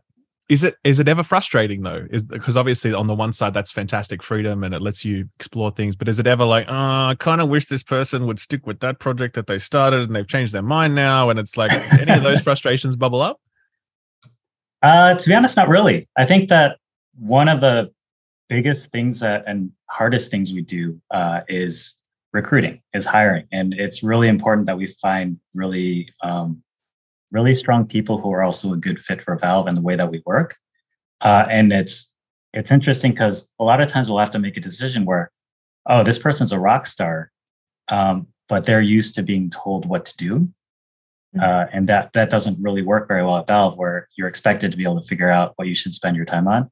And there are other people who are like, this person's a rock star, but they haven't done actual work in such a long time because they're a manager, that we're like, that wouldn't work very well here either. So, so finding those people is like, it's hard. And, but we do spend a lot of time trying to make sure we find people who will succeed here.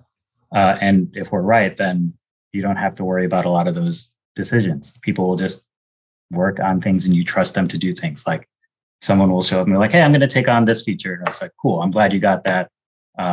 Let's talk about when we want to integrate it. Or if now I know that person's working on it. So if someone else is doing something similar, I can be like, oh, talk to that guy. He's doing that thing. And it just works out. That's so interesting. Wow. It's a very weird place that somehow works. Yeah. Yeah. Not to get too far in the weeds, Lawrence, but I had a question in terms of the hiring process. Do you guys have, like, is it like a personality quiz? Is it like, I mean, not that I need to know the answers to it, but like, how is that process? Because that sounds so difficult to kind of find and weed through that kind of process. Do you guys have like a streamlined way of figuring out who the rock stars are and if they're a good fit? I mean, it's always an iterative process. Like everything is always changing and we're always trying to be better at it. But there's, it's an interview loop where we work with different people from the team. Like we don't have, we don't have recruiters. Like we don't have someone whose job title is recruiter. We have people who will either go through the resume queue because people submit resumes and we're like, here's someone interesting, we'll talk to them. And then if after a phone screen, it seems like it would be not a waste of their time or our time to continue talking to them, we'll bring them in for a loop. A lot of that has been virtual lately, but we're doing more of it in person when we can. And then are you back in office? Yeah. Half of us are out, half of us are in. And then every time there's like an exposure, then more people are out. And yeah, right, of course. We've gotten pretty used to working from home. It led to a lot of challenges when making product, especially hardware, but we've managed. If Gaben can work from New Zealand, then you guys can work from down the street. Like that's a fair trade, right? This is true. All right. I reckon we could probably talk about what it's like to work at Valve and what it's like to hang out with Gabe for hours. But I think we should probably talk about the Steam Deck a little bit, which would be cool. So tell us about the moment when you got involved. Well, I'm not sure where to start this because I'm interested to know when was like the first moment when the Steam Deck appeared in someone's mind and whose mind was that? And then at what point were you connected with that so that you started working on this project? How did that all begin? Yeah, probably a decade ago. And I wasn't at Valve at that time, but the team working on the Steam controller, when they were iterating and prototyping and thinking about the Steam controller, there was actually a version of the prototype for a while that had a screen in the center. And they're like, this would be really cool if you could just play the games with a controller and just have a handheld thing. And everyone's like, yeah, that's cool. That's impossible right now. We can't do it. There's so much like just systems and infrastructure and technology and everything that would just make it very, very hard to do. So it was sort of shelved as an idea. And then a lot of stuff happened. I think that I do want to call out that Pierre-Loup Graffet is, I would say, one of the chief people who has really pushed on and made Steam Deck possible. Unfortunately, he can't join today, but he was on it from the beginning, working on SteamOS and Proton and a lot of the systems that make Steam Deck possible. And he's actually on a business trip now, like related to Steam Deck. So it's too bad he can't make it, but he was there from the beginning. And I guess I would say 3 or 4 years ago, the idea of Steam Deck came back up again because something changed. Technology changed, and suddenly it became possible that something like this would be viable. And really, I think it centered around the APU. We worked with AMD to design a semi-custom APU that was powerful enough to run a lot of the Steam games that we'd want this thing to play, but not draw enough power that the battery life would be abysmal. So once we had this chip, we could build a system around it. And then that's how everything started. So they worked on prototypes and hardware and a lot of things. I joined about 2 years into it, I guess 2 years ago, after my second child was born. I came back and I was like, hey, where do folks need help? They're like, oh, we're getting to a point where we should start thinking about what the interface of Steam Deck should be. You can come join the team and work on that. So that's when I linked up. And then working on the interface and the system kind of led to doing more wrangling things and helping out with dev kits and talking to press and marketing and communications and just general, like helping people make decisions and just that kind of stuff. We don't have bosses or managers at Valve, but there are people who tend to be like centers of information and make sure other people have the information they need and then can help make decisions like that. So that's sort of what I've been doing at Steam Deck. Yeah, right. And also fallen on the sword of doing social media stuff. You've been crushing it though, so don't worry. It's so just coming back to what you said. So you're saying that AMD had developed an APU in collaboration with Valve, or did they do this independently? And then you just happened to be like, oh, hey, that's a cool thing. Let's make a console out of that. Like, how did that exactly go? So the way I understand it, and Pierre-Loup would have the specific details of it, is that it's an APU that AMD has, and we worked with them to make it semi-custom so that we could target it specifically with Steam Deck. Right. So it's tuned for a TDP of, I think, 15, and that's sort of what we're aiming Steam Deck at, which means we can squeeze basically every bit of power out of it per watt. And that's kind of crucial for a device like this. Like doing something off the shelf, there would be, you'd be leaving a lot of potential performance on the table. Sure. Okay, right. Yeah, because I was just, so obviously it was in someone's mind that there should be a Steam Deck, and that's been bouncing around for quite a while. And like with the controller and whatever else, technology held you back until AMD were like, hey, actually, we can make this happen. And you're like, yeah, let's do that. At the same time, it's a really big risk to launch into that handheld market, because there were lots of cautionary tales in the past with even most recently Sony when their plays. Was there ever that kind of hesitancy at that phase of the project to be like, I don't know about this. This sounds like maybe it could go belly up. What was that like?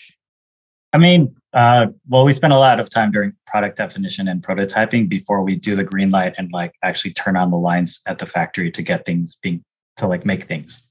So, in the process of developing it, we gained enough confidence in the process, in the project, that even if we made some of them and only some people were happy, then we're like, okay, we learned a lot. And then we know what we can do next based on that. So, there's always risk. There's never no risk. But with this one, especially, everyone on the team was so in love with the thing that we were making. We're like, there have to be other people out there that will like it too. So we felt comfortable shipping it. Mm-hmm. And I think I feel like you guys were probably reading the writing on the wall with chipsets evolving and, being able to do it. But was there ever a conversation about it being a streaming device? Did someone come in the room and say, what if we streamed it instead? Yeah, I mean, there's something really interesting about that, because the limitations of the device would be much lower. Like we could create a cheaper device that was targeted specifically for streaming. But the drawback is if you're in a place without any Wi-Fi, you're sunk. So we did always have it as part of the product definition that it would have local storage and you would be able to do offline play.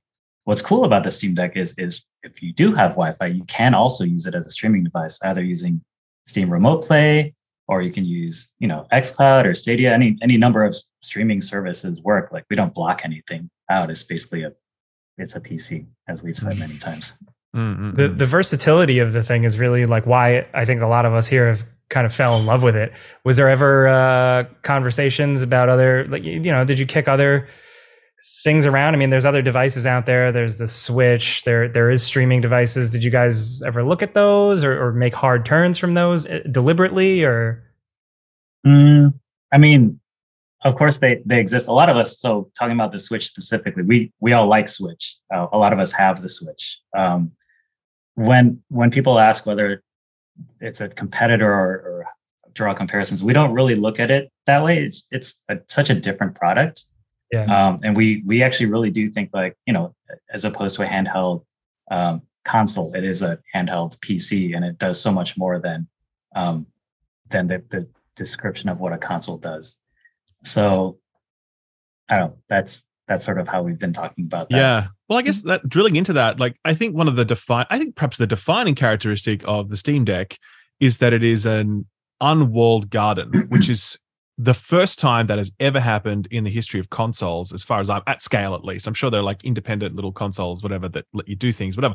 But at scale, from a major manufacturer, a console that lets you install whatever the hell you want on it, no restrictions, complete access to back end, whatever else. Were there ever discussions about locking it down and having it the other way and making a more traditional device that was, closer to a Nintendo Switch or a PlayStation in your hands? No. No, it never crossed our mind. No. I mean, we are where we are today because, PC is an open ecosystem. Like there are no walled gardens, or we don't believe there should be any.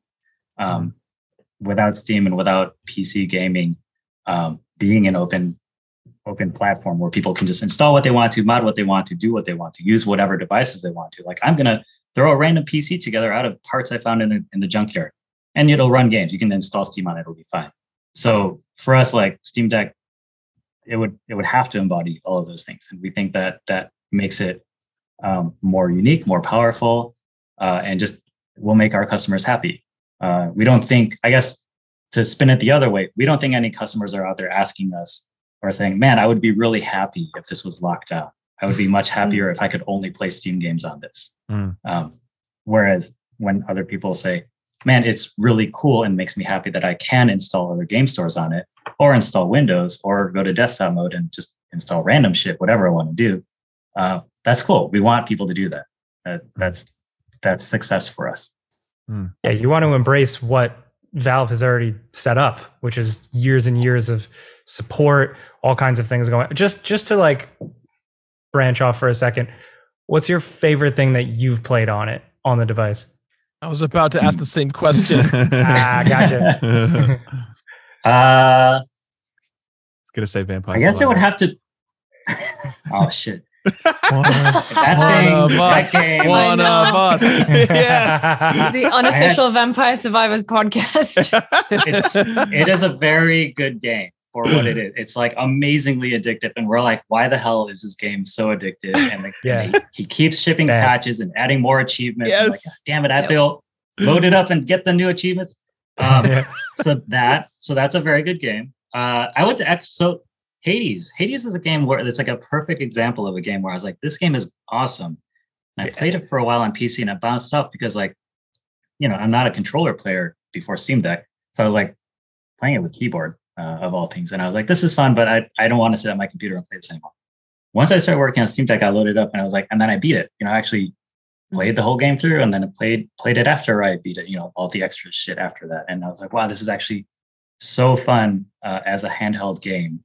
And for me, I was like, the Steam Deck became my main gaming PC just because, something that happened for us while we were working on Steam Deck is that we realized, especially during a pandemic, one of the last things we wanted to do was to continue sitting at the same desk in the same chair, staring at the same screen to do fun things after work.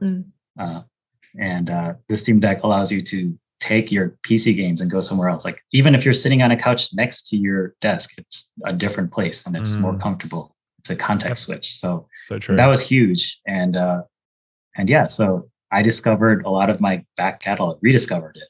I'm playing through Spider-Man right now, horribly.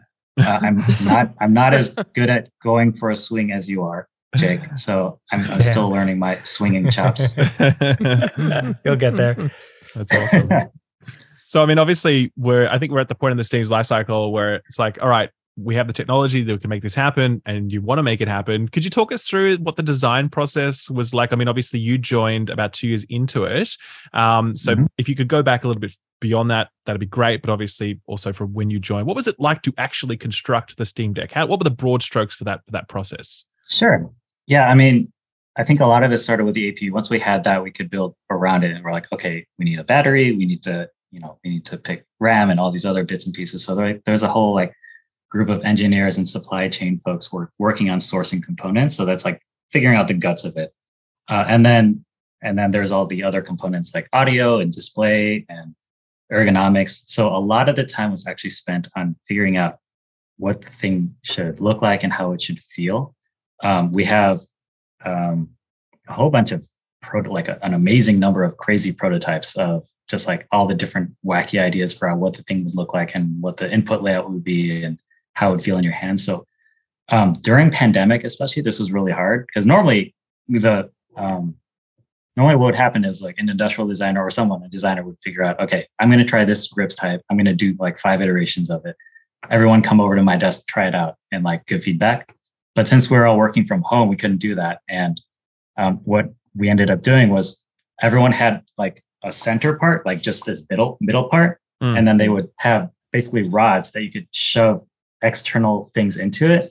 And they would print these sections, multiple versions of it, box them up and ship them to everyone's house. And then everyone would get on a Zoom call, plug it in. And like, all right, everyone plug in 3A and like hold it and give feedback. And they're like, oh, the grip is a little high here. My thumbs can't reach here. And then that's how they gave feedback. And then after a few days or a week, they would do another round of that. And be like, okay, based on the feedback, here's a new set. And that's how the team got around a lot of the COVID stuff. But could you please release some of the recordings of those sessions? I really want to see what it's like. People plugging in weird controllers and being like, this sucks. This is really crappy. I don't like this one. Yeah, right. So and I mean, obviously there's a huge amount of, so what was the timeline for that kind of iterative process? Like what was the period from when you started, we're like, we are building a Steam Deck to like we have locked down the design and this is what it's going to look like. How long was that period? I would guess probably a couple of years. And from my understanding, I would know exactly. But like by the time I joined the team, the project had been going on for a couple of years and they were already on one of the first like semi producing enough quantity where we could have enough prototypes to hand out to more people on the team. Right. So at that point it was pretty locked. There were still some changes, but mostly it was minor things. Sure. But yeah, I mean, just to talk a little bit more about process, like a lot of time was spent on figuring out like how big the screen should be. Like we had a version of it with a bigger screen, but that made the device even more big. And also it would drain the battery way faster. And then like a lot of time was spent figuring out like, these inputs. We figured out, I think relatively early on that we wanted like all of these inputs, your standard trigger bumper, thumbstick. We knew we wanted trackpads, but we spent a lot of time figuring out what they should look like and where they should be, like square, circle, rectangle, and then, the back buttons, of course. So a lot of iteration on that and looking at ergonomic studies of how big people's hands are and all that kind of stuff. What's cool is, having worked on the index controllers with VR, those controllers are strapped to your hand. So there are a lot less, it's way less forgiving. Whereas on this, if you have a smaller hand, like you can choke up on it and still use it. So, that was nice. Like we're not tied to your hand literally being tied to the controller. It made it a lot harder to make those things. Sure, for sure. Yeah, I mean, personally, I think the ergonomics of it are my favorite thing because I have like fairly big hands, and the Switch, when I hold the Switch, I'm just like, oh, this is painful. It's so awful. Like I can't do it, and I have to buy those special grips for the Switch that are like different. Those Hori grips. Have you guys seen those ones? No. Yeah. Oh my god, they're so good. If you haven't got on them, they're the best thing ever. No. But the Steam Deck, the huge size of it is awesome for me. Has that been a point of contention for anyone? Like, has the feedback come back? Because it's a really big unit. Has anyone ever said, this is probably a bit too big. We probably could have shrunk this down some, like that size equation? How'd that go? Yeah. It is as big as we could. It was okay. It's as small as we could get it and still have it be as comfortable and powerful as we wanted it to be. So we could have made it smaller. We could have made it a flat slab because there's space in here to like take stuff out, but then it's not as comfortable to hold. Like if I have to hold a flat rectangle for a long time, it's not going to be a good time. So we didn't want to compromise on comfort or performance. So, everything's a trade-off. That meant that it was a little bigger. If you use those hoary side grips on the Nintendo Switch, it's pretty close to the size of the Steam Deck, though. Yeah, it is for sure. Yep, absolutely. So yeah. Were there any key roadblocks that you and your team overcame during that design phase that you really stuck on, and that eventually there was some kind of breakthrough? They're like, oh, finally we fixed that problem. That was a pain in the ass. A lot. The biggest and most obvious ones were COVID, right? And so COVID had a lot of there's a waterfall of effects from that. Not only was working from home a pain in the ass, but the whole world was suffering it, and the supply chain was all fucked. And it wasn't just this factory can't make this part anymore. It's like the railway or the train or the plane that would get that part to this other place can't get it there in time. It's like random shit would happen, and it's like, when you're making product, if you're missing a single part, it doesn't work. So our supply teams was amazing, and they worked so hard to get multiple sources for parts so that when inevitably things happen and we had to find it or switch to a different source, we were for the most part ready. And I think that the fact we were able to ship when we did is kind of a testament to all of their hard work. So that was the biggest roadblock, and it's less of a customer facing one, other than we do wish we could have gotten them out faster than we did. But I think we're finally hitting our stride, and things are easing up from a supply chain standpoint. And we're going to be updating reservation windows very soon. In the next day or two, there will be a lot more people in Q3. So Lucy, you'll probably get yours. That's cool. You'll probably get yours. Well, wait, when did you reserve yours? To be fair, I was late. I didn't reserve it until June. So that's on me. There's your problem. Yeah. You may still get it. All right, we'll see. We publish it the weekend, so I'll update. Okay, you'll find out tomorrow.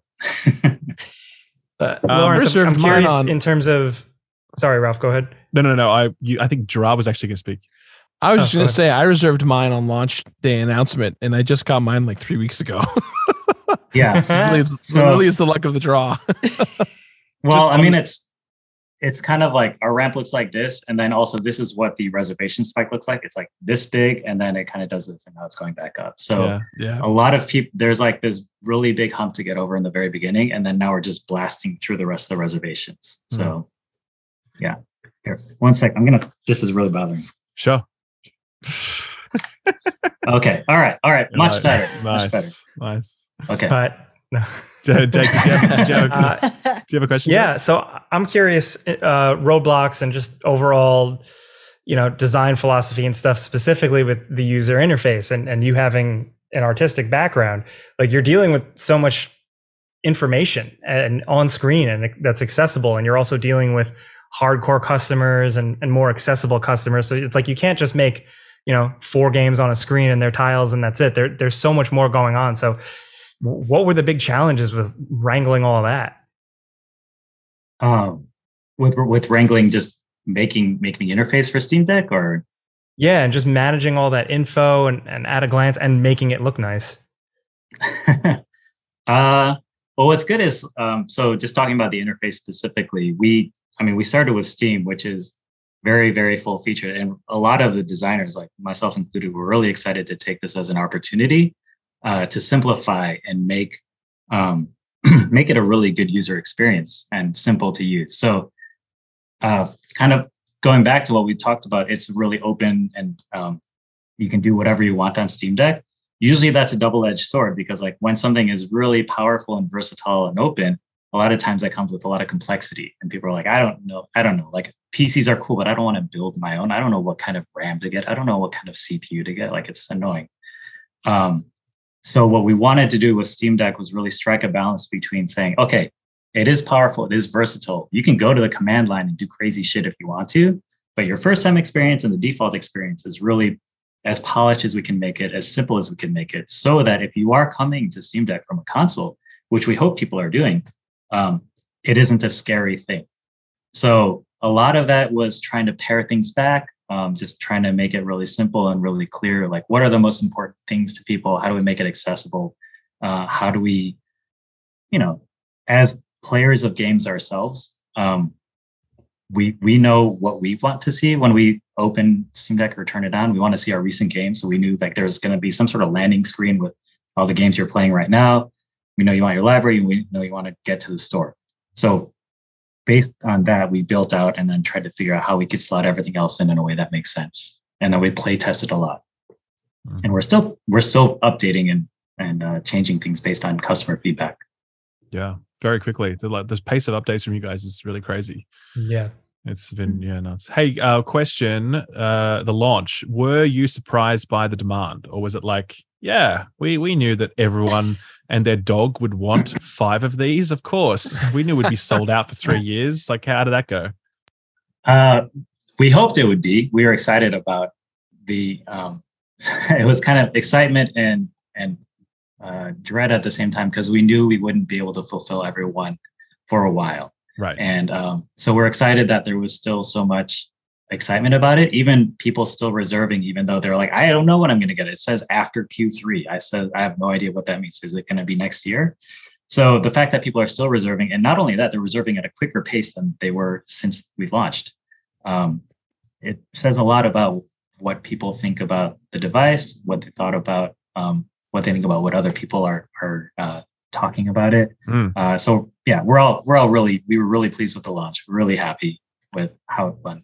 Okay, so obviously that launch happened. I think I obviously was very close to I was watching all the reviews when the thing hit, and I think the general sentiment that sort of that landed was that this thing is cool. It's a great version 1.0, but it's unfinished. That was the vibe at that launch window. Did you agree with that at the time? And do you agree with that now that you're a few months in and you've made further changes to the device?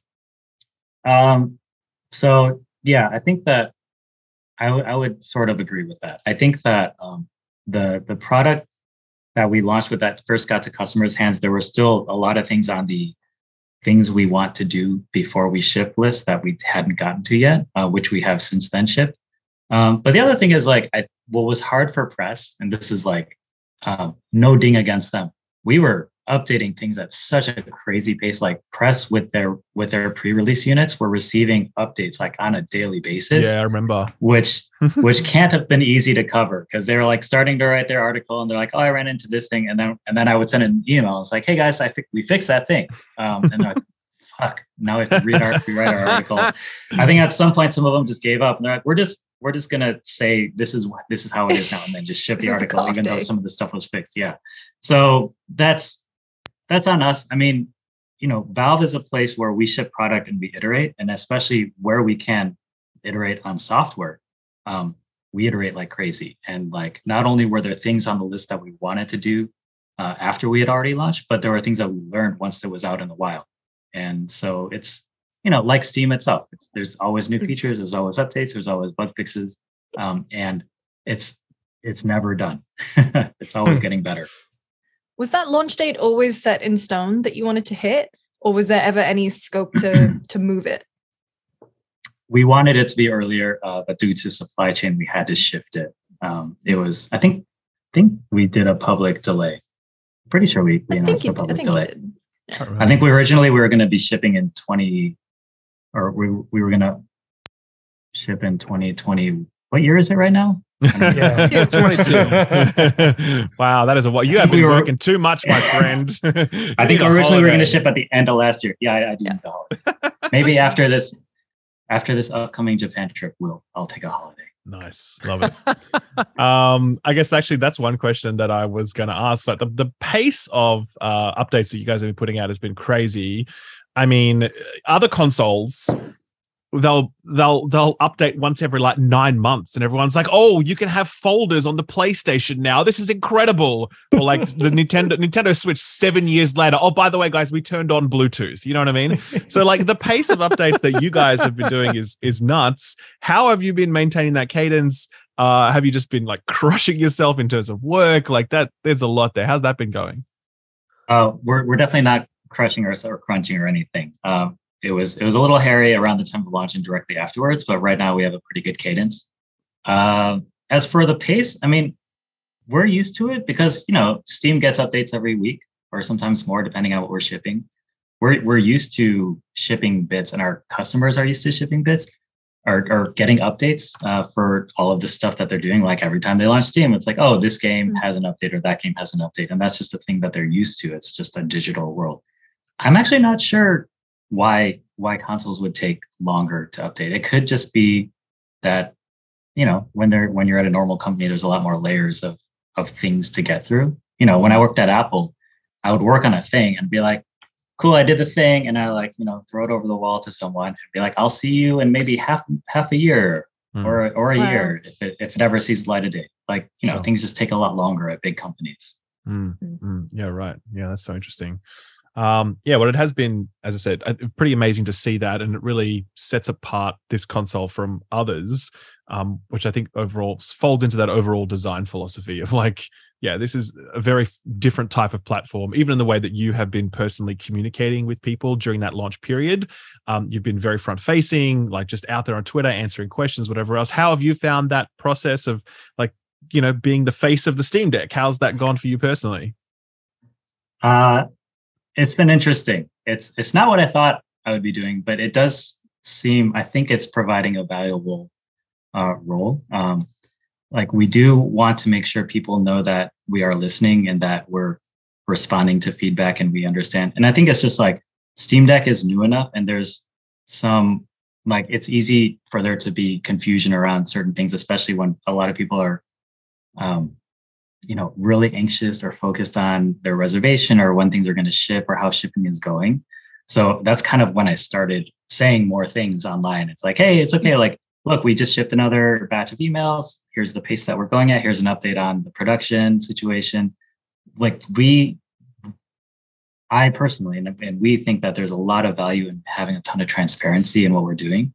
We don't think there's any value in hiding things from our customers. So when we're having issues with supply chain, or when things are we have disappointing news about, something has to slip or something has to change, we want to make sure we're out there telling people directly, just because, the alternative is worse. People just make stuff up and kind of spin themselves into a terrible place. Sure. Yeah. Cool. Yeah. It's been awesome to see. I mean, question, have you seen people using the Steam Deck in unexpected ways during this period? Has anything popped up and really surprised you? That's weird. Okay. Yeah. I mean, we were hoping they would. We were hoping people would use it as more than just a gaming device. So we included desktop mode, or here's the command line. Here's how to get pseudo commands if you really want to get in there.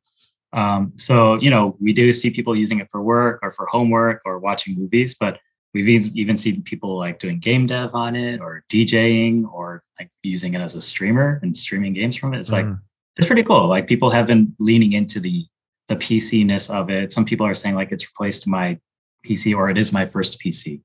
And that's really cool to see. That's what we were hoping for. For sure. So in terms of the future of the deck, so this is obviously, you've launched a new product. Well, actually, that's not quite true, because it's launched, but only in select territories. And I guess one question I had was, as an Australian, when are we getting Steam Deck, man? What is the rollout strategy and timeline for Down Under and related areas, or the world, really? So nothing to share yet, but we would really like to ship in Australia. So we're looking into things. It's just Australia is one of those countries where, as a foreign company, shipping product is pretty difficult. We just have to make sure that we're crossing all our T's and dotting all our I's, etc. So hoping to say something soon, but nothing to announce today. And is there a date that you guys have in your mind where Steam Deck will be available everywhere, or basically everywhere, by X date? Is there anything like that in your mind at the moment? Nothing as specific as a date, but we're always working on making it more available in more places. So obviously Japan and South Korea, Taiwan, Hong Kong is the first big expansion in terms of territories that are getting access to it. And we want to keep adding to that. We want to keep exploring ways to get these to more people. And it's been great to see that a lot of people are asking for it. So that's always a good sign. Sure, for sure. So I guess one really big question is, what is the philosophy underpinning the approach to hardware updates? So is this going to be the case of like, okay, we've got a Steam Deck, see you in 5 or 6 years where we have the Steam Deck 2?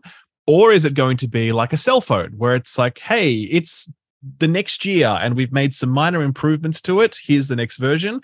Or is it something completely different to that? Like, what is the approach that you guys have to that, or the philosophy underpinning that at least? I don't think, well, okay, we don't have a philosophy around it, but we do want to make sure that when we make another version, that it's meaningful. So I don't think we're not going to tie ourselves to any sort of cadence or like expect, or what's the word? Cycle. Some sort of expected, some sort of cycle. So I mean, like, we're not, just to go back to like Valve as a weird company, we're not tied to like quarterly earnings or anything like that. So we only ship things when they're ready or when it makes sense. And we definitely will work on continuing to build more Steam Decks and more generations of Steam Deck. Like, we are invested in it as a company and are exploring updates. But that's all I'm going to say today. Right. Okay. So no, from the sounds of things, that it doesn't sound like we can expect an update to the Steam Deck anytime soon. It sounds like that would be something a bit further away. Would that be a fair thing to say? I guess so. Okay. Yeah.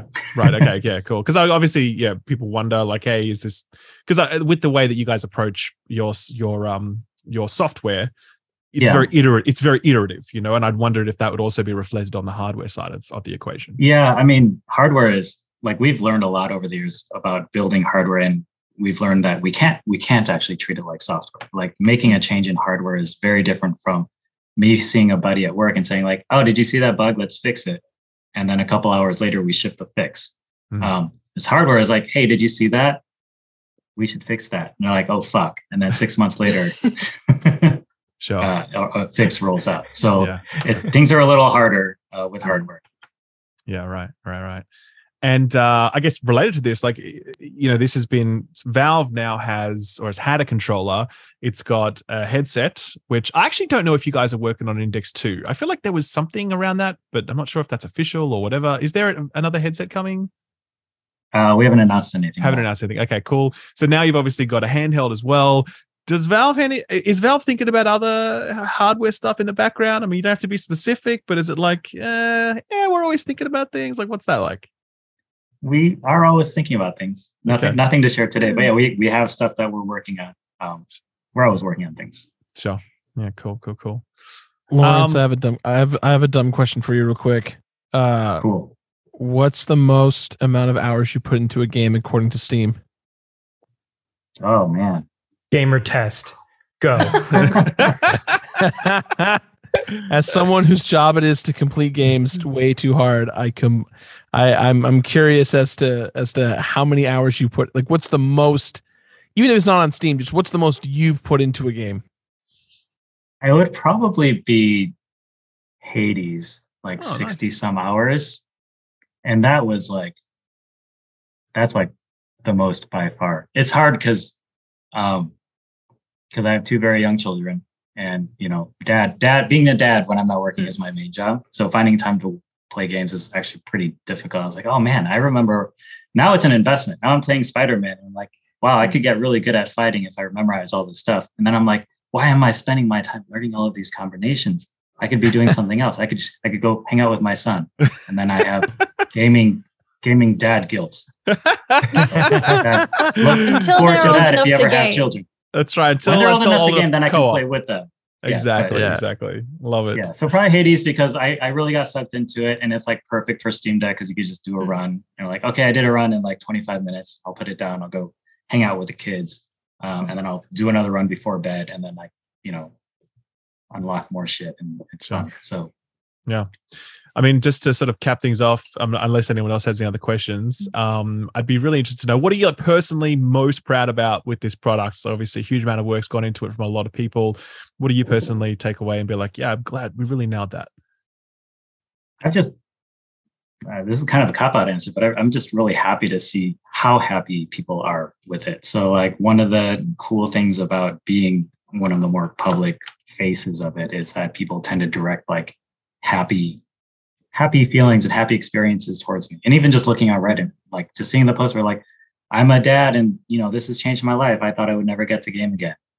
Or I'm in the middle of nowhere and I'm really bored. I'm at the DMV and I can play my game. And like the Steam Deck is amazing. It's just like people discovering it, people understanding what it's for and why it's great. Like it's really cool to see all the stuff that we like about it and all the things that we built into it, actually making their way into the wild and people using it and having fun. So that's been really cool.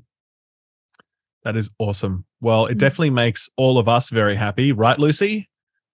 I played some of Elden Ring on TAMS and I had a lovely time. So it did make me happy when I was able to play it. Even other Steam Decks make people happy. That's how good they are. That's how wholesome they are as a product. But Lawrence, I want to thank you on behalf of everyone for joining us today. Yes. Really fantastic to have you make the time and to share your insight and everything else. Congratulations on an amazing product, and really hope we can have you back someday to talk about Steam Deck 2 when that eventually arrives, because we will be excited about that too. All right, man. Thank you again. Cool, I'll see you then. Thank you. Cheers, man. Bye-bye. Thank you. So yeah, thanks again to Lawrence for that. Very good interview. I definitely hope he comes back so we could just ask him more questions about Steam Deck 2 or whatever. But let's talk about the game releases of this week. So, of the last week or so, rather. So first, The last fortnight. The big last fortnight. Yes, I got to get used to that. Rollerdrome has released. We've devoured it. I personally really, really love it. It's probably going to be in my close to the top of my game of the year list, specifically because it is the type of game that like I would want to make. If somebody was like, "Here, you're an idea guy. Those exist. Make this video game." I would totally throw all of those things. It is an arena-based single-player shooter, but it is aggressive inline, Tony Hawk's Pro Skater, Jet Set Radio, mixed with third-person shooting of something like Max Payne or even John Woo Stranglehold, which is an incredible game, and it actually feels a lot like that, and that made me really happy. But it's got this really cool flat art style, a little bit of like an 80s synth vibe. It's got some like Running Man influences, and it just plays really well. It's very easy to pick up, especially if you've played any skateboarding game, but then it takes a little bit more to get to really master, and there is a ton of challenge to it if you want it towards the end and after another mode. I have talked about this game a lot. I am obsessed with it. I'm still playing it. It's a great Steam Deck game, but then I double dipped and I'm playing it on the couch at home on my console. I like it that much. It's it's not a full price game. I highly recommend it if any of those things I threw out there sound interesting to you, like those types of games it takes influence from. But Ralph, I know you are pretty much as head over heels as me. Big time. In fact, when I booted it up after 5 minutes, I was like, damn, Jake's going to love this. It just had immediate Jake energy. You're the first person I thought of. So, yeah, really blown away by how much I enjoyed this. I did see the trailers and I'm like, hey, that looks like cool fun. But I really did think it would be kind of gimmicky. Gimmicky is not the right word, but just kind of one-dimensional. One-trick pony. And it would... Yeah, exactly. Like, oh, I'm on roller skates and I get to shoot things. That's fun. And it's an indie game and maybe it has some challenges in there and you go through the levels and that's it. I was never expecting anything this mechanically polished.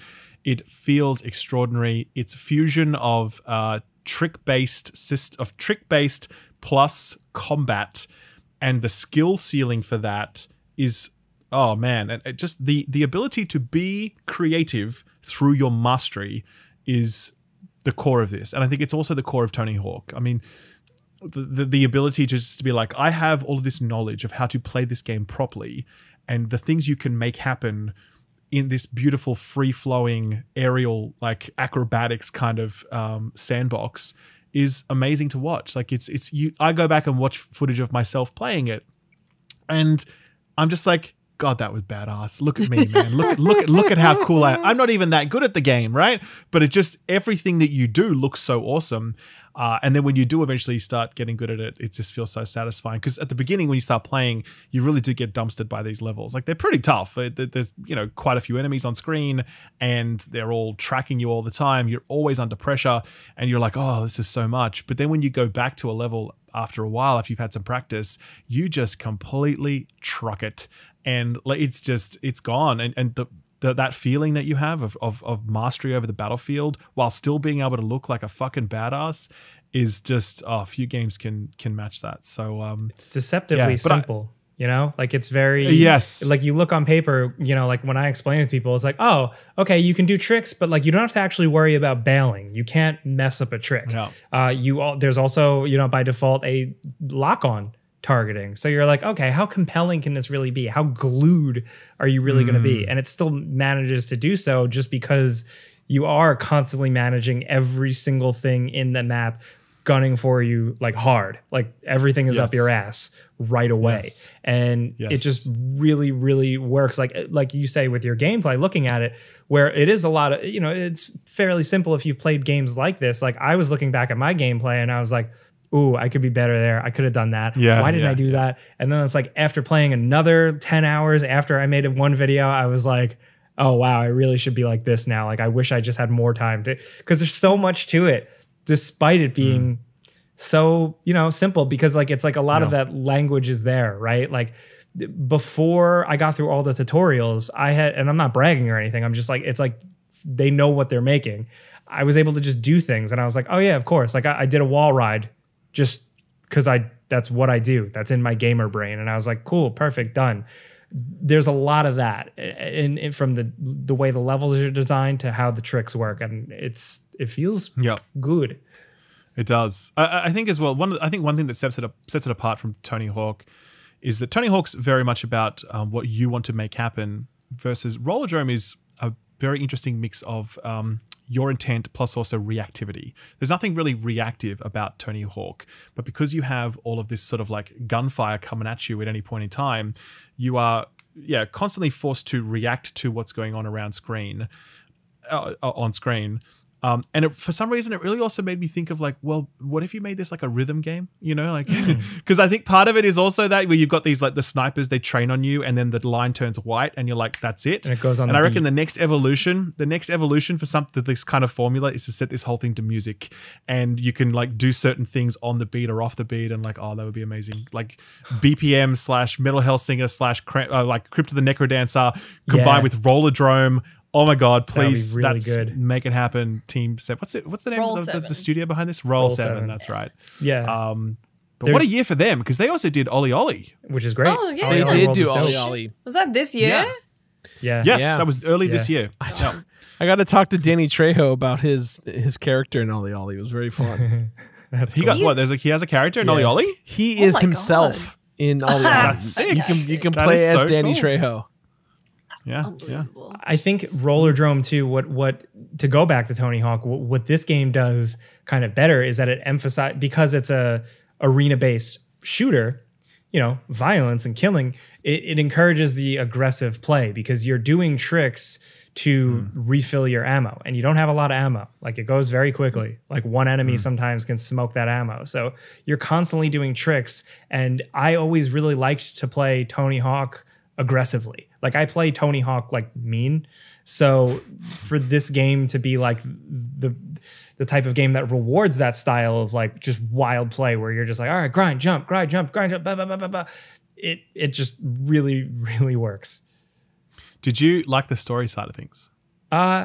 It was really simple, but yeah, I think it was, if you look for it, it's kind of cool. It's nothing crazy, but I think it felt like it had some things to say, and they kept it subtle. I am excited for the way it ends and where a sequel could end up, just in terms of gameplay environment standpoint. If you kind of get what I'm alluding to without spoiling things. Yes. Yeah. Yeah, I liked it too. I think it was lightweight but well written. It was just nice sort of terse dialogue that didn't overstay its welcome. But I did want a bit more of it, because I reckon it didn't really stick the landing on the ending, either in the final boss encounter or also in the narrative. So yeah, there's a lot there are a lot of places you can take this in the future, and I really hope they stick with it, because the reception to it's been great as well. Everyone's loving it. Like everyone's sort of singing its praises, which is really fantastic to see. But this is also I'd be very surprised if this isn't top 5 game of the year list for me, because it just just really nails, again, as you say, Jake, like video game, so playable. And it's just so confident in its own playability as a video game that it doesn't need to worry about like bullshit progression systems and like unlocks and whatever. It's like, fuck that noise. We have something that is so fun to play. We don't need any of that other stuff. And I just think I love that because they were so right. That was such the right choice. Ultimately, highly recommend. And if you guys haven't really played it yet, right? I haven't played it at No, all. I haven't had time. But I'm gonna make Play time. it on your Steam Deck, Lucy. Well, if what Lawrence says is true, and I'll get that email tomorrow, maybe. That's it. Please. That's right. So other major game releases this week, Kirby's Dream Buffet. I'm going to be totally honest. I don't even know I have what no idea what that is. I know. Gerard, that's on you, man. That's a Gerard-ass game. It is a Gerard-ass game. Honestly, I say that by default because I'm the Nintendo guy, but like since the pandemic, I've slowed down tremendously with my time spent with Nintendo titles, and it's mostly because after Paper Mario, I just kind of like got tired of the stuff they've been outputting. But this is a really cute game. If you are into a multiplayer racing, you basically play as 4 Kirbys in competitive rolling to the exit. But what you do is it's all desserts and snacks and sweets. So whoever rolls into all of the food to become the fattest Kirby and weighs the most wins. So it's just like a chaotic roller Kirby game where you just roll over food and eat, and then and there's microcosms of that within the game itself. Just like there's different maps, different modes, etc. I didn't know Kirby ate food. I thought he only ate the innocent and objects. You've been watching too much Terminal Montage. Another release this week is Cursed to Golf. Lucy, you've been playing this. What is this? I haven't played too much of it, I'll say, but it is a golf game where you are a golfer at like the top of your craft, and then you die. So you essentially end up in golfer's, not paradise, not quite hell, purgatory, and you have to complete 18 holes to escape your fate. And it's just, I barely scratched the surface with it, but it's a fun little cute game. It's very quirky. It's by Chuhai Labs, and I'm having a really fun time with it. I just haven't had as much time to put into it as I would have hoped. But as someone who weirdly played a lot of like Golf 95 and Tiger Woods games when I was younger with my dad, I feel like it's quite a chill one. It's fun, and there's like different power ups you can get. There's if you hit like certain idols, you get extra balls and stuff, and there's multiple ways to tackle each hole. It's fun. It's a cute one. I wish I had a Steam Deck. It's a perfect Steam Deck game. Probably. Yeah, it is.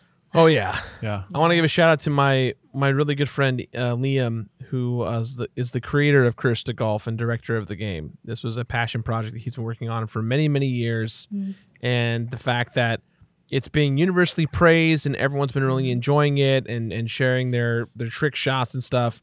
I know how hard it was for him to make this game, and I'm just so happy for him that it's out in the world and people are enjoying it. Yeah. Yeah, that's very nice. Love to see it. It's been a fantastic reception to it. It is universal praise. Which is obviously indie titles, they struggle to get that kind of cut through, but I do feel as though Cursed to Golf has found it. It has found that cut through. It is definitely being talked about and covered by major outlets and getting great scores, and that's awesome to see. I always love when indies are able to achieve that kind of thing. Yeah. Right. Another release this week is Midnight Fight Express, which I dove into. It's another one I've been kind of playing on Steam Deck, not to just make it an entire Steam Deck episode. But I'm only about halfway through it, but it's very cool. It's not as intense or twitchy as I thought it would be from the trailers, but it's still really fun. What it essentially when you say twitchy, you're talking about the controls, or like it looks like a Twitch game? Like the controls, like I thought it was essentially like a Hotline Miami, where it's not really. It's more of an Arkham brawler, like an Arkham, like that type of counter type thing. Top down, with very short levels, which is very cool. They're like short bursts of just great well-constructed action moments. A little bit too much story. I hate to say it. Like the story just kind of interrupts and I don't really care what's going on. A lot of text box dialogue that I don't really think works or adds too much. I agree. But the actual gameplay is pretty cool. Like actual guns are used pretty sparingly for a good portion of it. And when you do get them, you only have whatever amount of ammo is in that gun and you drop it. So that's quick and effective, but most of the time you're kicking garbage cans at dudes or like throwing things at them. And it starts off really simple and a little bit of a turnoff, but the progression is really good. There's a lot of skills and stuff to unlock, and they actually are totally different things for you to execute while you're playing. So it slowly builds it into a much stronger combat experience, almost like Batman Arkham, where really at first you have your cape, your dodge, and your counter. But then later on, you're also adding like, pulling a guy in with your grappling hook or bataranging another guy. This game does build in a similar way with combat movesets that so far is working for me. Ralph, you played this? Only a little bit. I played probably the first hour or so. I liked it. I think it was simple but enjoyable. And yeah, the story stuff was the part that I was like, it didn't feel particularly well written. Like it was kind of like, I don't know, this isn't really clicking. But yeah, no, I liked what I played of it. I just haven't had time to play more of it. Yeah, I'm gonna stick with it. Lucy, what about you? Oh, you are? Okay. Right. I mean, I started playing it. It didn't click with me as much. Like, I kind of bounced off after a little bit. I might go back to it, but honestly, I don't know. There was something about it that wasn't quite there for me. I'm struggling to put a finger on what it was, but maybe it was just because I was so excited to play more Saints Row. I knew the whole thing that we were talking about today would be Saints Row, and so I played a little bit of Midnight Fight Express, and like I said, it wasn't really keeping me engaged, or like not even engaged, but like it wasn't scratching the itch for me. And then I did genuinely just play more Saints Row. I do think it's missing that kind of X Factory quality that really. Yeah, so and I think that narrative, that could have been its opportunity to create a unique hook narratively or in terms of just broader character design or some kind of mystery or something, but it didn't do that. And so because the gameplay is fairly basic-ish and the presentation is fairly basic-ish, I think it really needed just something to come in. And it's the work of a solo developer, by the way. So like incredible job to have made something like this on his own. Hell yeah. Amazing. Not trying to talk that down at all, but I think just comparatively speaking, it's like, well, what is this game missing? It's like, well, it probably could have just used a little bit of zhuzh, like it's missing some zhuzh. Yeah. And that was what stopped me from being like, oh, I really have to play more of this right now. Mm-hmm. Yeah, for me, I think I'm just sticking with it because, again, playing it portably, the fact that I can just like go through a quick level real quick, it's really going to work for me. But yeah, I'm pretty much with you guys on that. Now, Gerard, you've been playing 2 older games this week. That's always my case. I'm playing games from 8, 10, 12 years ago while everyone's playing the new stuff. You're lucky. Trust me, this week that you're blessed. Well, the thing I say with me and my team is 3 in terms of videos, right? We output 4 videos a month on the channel. I always say 3 for them, 1 for me. That's kind of the thing I try and kind of encapsulize. And so this month I did 2 for me. I did I played Quest 64 and New Super Mario Brothers DS. Yeah, New Mario Bros. DS is really freaking good. I think we forgot about the game because of New Mario Bros. Wii, and then we got burnt out with 2 and Wii U, or U Deluxe rather. But yeah, New Mario Bros. DS slaps, man. It's got great level design. It's got some of the best music in a 2D Mario platformer that no one ever talks about because they all think it sounds the same. It does not. Bowser has a kick-ass theme that's so slappable. It's got Is it only playable on DS, by the way? Has it been ported to like the Wii or Wii U? Been ported to Wii U, so you can play it on Wii U if you want. Okay. Yeah. Cool. So Steam Deck emulation it is. I didn't say that. I didn't say that. I did. Come at me, Nintendo. But yeah, it's an easy completion playthrough. I think I put like 10, 12 hours in, and it was just really fun, man. It's just one of those games I never got around to completing, and I love me some Mario, and I feel like we're in a big Mario drought right now. So yeah, I just feel like the right time. It's nice You guys to ever hear play you it? It's a good so one to like revisit. excited about it. Because I feel What's like that? the rest of it's nice to hear you be like so effusive about a game, because I feel like the rest of this podcast is going to be us not being excited about one. Yeah, no, that's true. No, we liked Rollerdrome. That Yeah, was, that's that was true. sick. Did like Rollerdrome. We did praise that, and we love the Steam Deck. We spent an Yeah. hour talking about how much we love that. So you know, true. it's a positive podcast, right? We're Everyone now remember that positive. before we go into the next segment, okay? Please, everyone remember that positivity. Net positive. Gerard, Quest 64. You've been playing that. You made a video on it too, but I don't even. What is it? Oh man, it's like one of the world's only, like one of the true only first like JRPG on the N64. It's one of the most just okay games I've played in quite some time. It's it's got like weird magic and leveling up systems. It's that like quintessential 3D blocky aesthetic of an N64. You play as a boy with a cape, which is like basically what every NES game was for like 5-6 years. It's really something special, man. If you ever get a chance, Jake, you should try it out, and you'll kind of be baffled and bewildered at some of the design choices. Just, you know, how combat is executed and how you level up. Like leveling up is like half experience, also half you using your skills, and it's not very clear. And to get max level, you have to just be super in tune with it. It's one of those games where if you have a guide, you'll be just fine. But if you don't have a guide, you'll be fine, but you'll definitely feel like, man, I wish I knew what the hell was going on.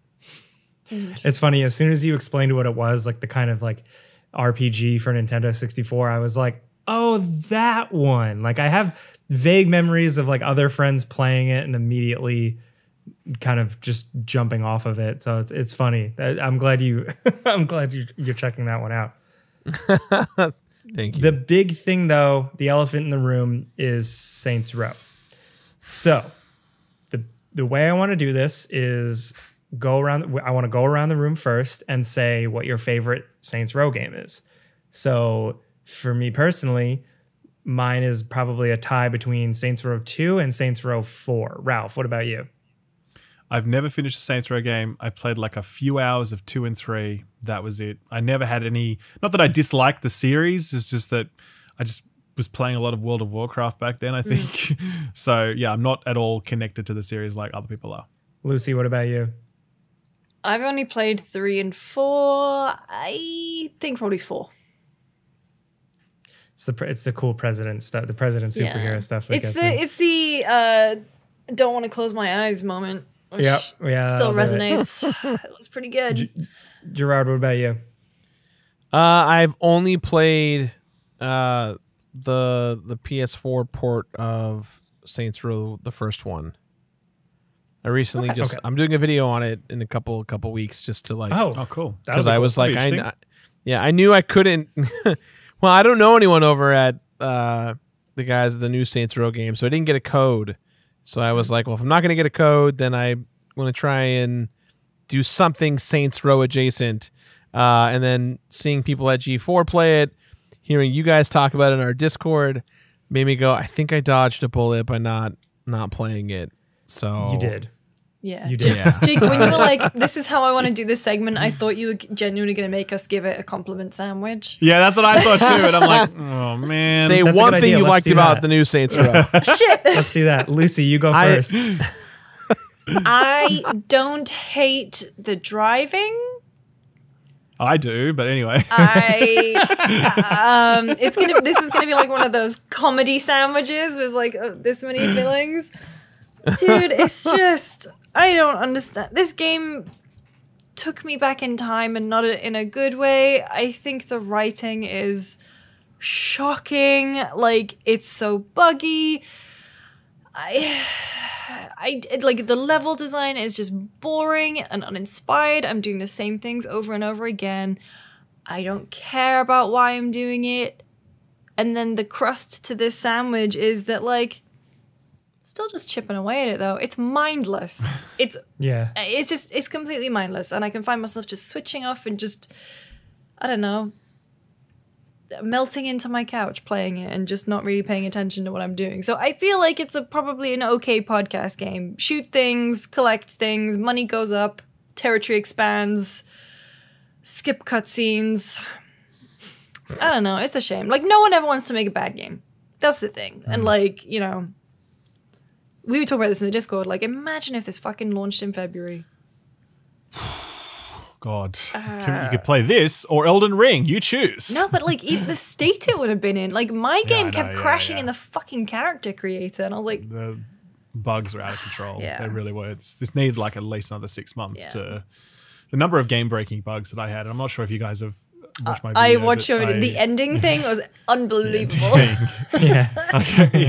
Like that's just for anyone not watching the podcast or whatever. Basically, my ending glitched, like the pivotal final showdown moment in the game glitched out in the most hilarious fashion, and it's been clipped and shared everywhere all over. It's been nuts. But look, I feel like I think this is the thing, right? I really don't like making those sorts of videos. No, because everyone's like, okay, but the fact of the matter is, those videos get a lot of views, like videos where you really go to town on a game, okay? And that's true. Like with this video, it's gone crazy. And it's we hit whatever. trending. But yeah, exactly, right? But I don't like that. I don't like doing that because I really feel bad for Volition, you know? Like this is a group of people that just tried to make a game. They were not dishonest at any point in time. I'm sure all of them worked hard. I'm sure like people, you know, missed time with their families so they could make this game and whatever else. So like I feel bad putting out a video like this to be like, look, this really fucking sucks. Yeah. But at the same time, like I also really believe in unvarnished, honest, unfiltered criticism and critiquing of video games. Like Absolutely. I really respect this art form deeply, and I really believe that, you know, I love talking about it, and that's it. So I don't like putting out a video. Like again with Diablo Immortal, like I didn't even bother to put out a video for that because like fuck that game, right? But I have no problem dumping on that product because genuinely fuck Blizzard for what they've done with that. I don't care, whatever, you know, it's fine. You don't have any bad feelings by saying Diablo Immortal fucking sucks. But I do feel bad saying that, you know, Saints Row sucks because again, I don't think this was a cynically motivated, dodgy product designed to pull the wool over our eyes. It's just a video game that is not a good video game. Yeah. You know? And yeah, look, it is very bad. I had an awful time with it in every aspect. The bugs were the biggest, most immediate issue. Ruined my playthrough multiple times. I almost quit the game because I was like, I can't push through these bugs anymore. I have to stop. I had multiple reviewers reach out to me throughout the process and be like, hey man, is this also really buggy for you? And yeah, it definitely was. The game design, like the core gameplay is so one-dimensional. It's like, there's this one mission where you have you're doing like team building. Did you guys do this team building mission where it's like, hey guys, we're going to do team building today and we're going to go out and do some fun activities. First, we're going to go do some graffiti. It's like, oh, okay. All right. That sounds interesting. Maybe there's going to be some funny graffiti mini game. Sure enough, you drive up to a wall and then all of a sudden some goons pull up and you have to shoot everyone. Oh, okay, cool. Then that's it. Later on, they're like, let's go do karaoke. And I'm like, oh, cool, a music mini game. This is going to be fun. Let's do it. And then you go to the bar and you're like, oh, hey, barkeep, I'd like a drink. And then all of a sudden, hey, there's guards here. And you have to shoot people again. It's just like this game only has one trick over and over again. Shoot everyone. Exactly. And it's the shooting is bad. Shooting like it's bad, old third-person shooting from the PS3 era. Feels really floaty. Like it looks like a PS3 game. Yeah, dude, but the thing that got me was like the one mission where you have to go into like what could have been a cool, kept calling it murder house. You go to this live streamed event to get more people to join the Saints. Oh, the Battle Royale thing. Yeah. And I was like, this could have been really cool. It's like you go in with no weapons. It doesn't even randomize the ones it gives you because mine bugged out. So I kept having to reload the same checkpoint. I was like, oh, cool. It's the same fucking weapon. It's also so dark that I couldn't see what was going on. Yeah, it looked like And then the whole time, There was this wacky, zany voiceover who was like the guy who was running the murder house, who was like commentating on the whole thing. Subtitles were broken, couldn't hear what he was saying over the shooting, couldn't read what he was saying because the subtitles were broken. And I was like, this is just like this fucking game in a nutshell. Like, it gives itself the opportunity to do something wacky and something cool, and then it just has to cut corners every single place it could be cool. And it was just ugh. That mission is tonally weirdness of that mission is a really good example for the whole thing. How I really feel is that like there are two different camps of Saints Row people. There are people who really like the wacky zany of the later ones, and there are a lot of people who still just like, no, it's supposed to be about gangs like Grand Theft Auto, and like that's totally. There are two different camps, and I feel like this one tried to make the game for both sets of groups, and I think ultimately it kind of came up not making anything. Yeah, I totally agree. I think tonally, because I mean, I went back and because in this whole process, I was like, oh, I'll go back and watch some clips of Saints Row or whatever. It gets really fucking dark. It gets really edgy. It gets really funny sometimes. Like I was watching some clips. I'm like, this is funny shit. And I was laughing along. Yeah. I did not laugh there was not even like a slight amused half raising of the mouth when I was playing through this game because of how you got one. What was it? Tell us. One of the businesses that you get when you do insurance fraud is called Shady Oaks, and next door to it there is a weed farm, a weed place called Shady Tokes, and I was like, I like that. I like that. Pretty good. That's it. Not gonna lie, not gonna lie. But clearly they have. I mean, I think the developers said that they were trying to move beyond the tone of the previous game, and having not played through all of them, I can't say whether or not they were the kind of tone that you should move beyond. People speak fondly of them. I mean, this is just the most bland, insipid, ridiculous, like nothingness. Just bad SNL sketch, first draft SNL sketch. You know. The writing in this game, I can't think of a worse written game that I've played except for maybe Borderlands 3. And I really do think Borderlands 3 was better written than this. Yeah, look, I'm sure they tried, but like this, it was, they really just needed some other people to do this because this is so far short of the mark with regards to basic narrative structure, characters, moment-to-moment dialogue, humor. It is so spectacularly far from the mark that it's terrible. So they lean hard on the group dynamic. It's you and your three roommates, and it's like, oh man, we're broke, hate student loans, they suck. Let's do crime, and like not even skip a beat to do crime, which is fine. That's funny, whatever. Well, but they're all in gangs already, and then one guy just has a fucking ego tattoo, and his whole thing is that he likes cooking. Yeah, he's nice. They all have these cool. He's shirtless as a personality type. Yes. Yeah. They all have like their own little like. It gets into it a little more. Like they all have their own like backgrounds and ethnicities and like little interesting hooks, but like it just kind of throws them out there just to have them, and it doesn't do anything interesting. And then when you're all together or you're doing a mission with them, or even like the more loyalty type missions, it's like it's just like I don't care. Oh, like some of the jokes go on for so long, and just like you can't really be asked to really care about them. And I know it's crazy because it's like you at first it was like Johnny Gat, oh God, Shaundi, like they just seem like these dumb stereotype characters. But looking back now, they are memorable and quirky. And I don't think that these characters are going to have those types of legs. No. There's no way these characters come back. And in fact, I think this is such a bad release because that's not forgot. On OpenCritic right now, it's sitting at like 62 or 63 for a AAA game that is disastrous. I can't remember the last time a AAA game hit that low on Metacritic score. I really can't. Cyberpunk? I really can't. Say again, sorry? Cyberpunk? No, Cyberpunk had a higher Metacritic score. Did it? It reviewed well in that opening window because because most people were playing it on most people were playing it on PCs and they wouldn't let people fucking see the console code and all that shit. Yeah. That's a whole podcast in itself. But anyway, my question is like, is this series franchise dead?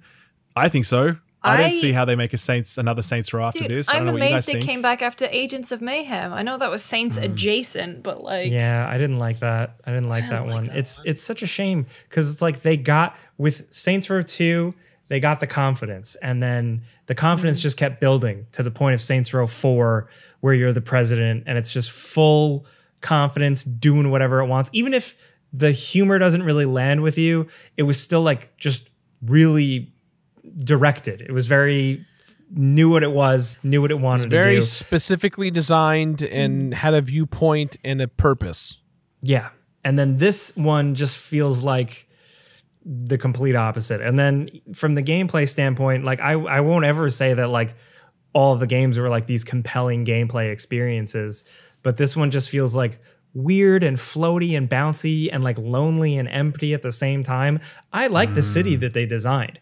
I actually think it's very cool. It's got a lot of specific landmarks. It's got some cool detail. It's got a lot of fun room for jumps and tricks and shenanigans. I still really like doing the insurance fraud mini game where you just jump in front of cars and get money, but it's just not good enough now. And Did the you fact that notice that the it can't hold a crowds don't say candle to the anything? old ones. the crowds don't Who? say anything. The Yeah. NPCs, they don't say anything. yeah. They're completely fucking silent. And like Ralph, you brought this up in your review. There's no music. Like in tons of like the big action set pieces, all you hear is the occasional yelp, and then guns. There's no music, and it just feels so weird and And they have good licensed tracks. They have like a decent amount of licensed tracks that like I had to like dig to find on the radio because it would never put on a good radio station that played a good song. I'd have to go and find them, and then I'd go, oh, nice, cool. Why isn't this anywhere else? The audio mix in the game is catastrophically bad. I just like I can't remember playing a game as badly written as this. I actually can't remember playing a game that has its audio mix so off kilter. Sounds are not properly leveled. Some of them are way too quiet. Some of them too loud. Just the whole thing does not click together. And I just wonder what went wrong on the sound side of things because it's also very, very bad. It really, What for a me, it bummer. severely affected the driving.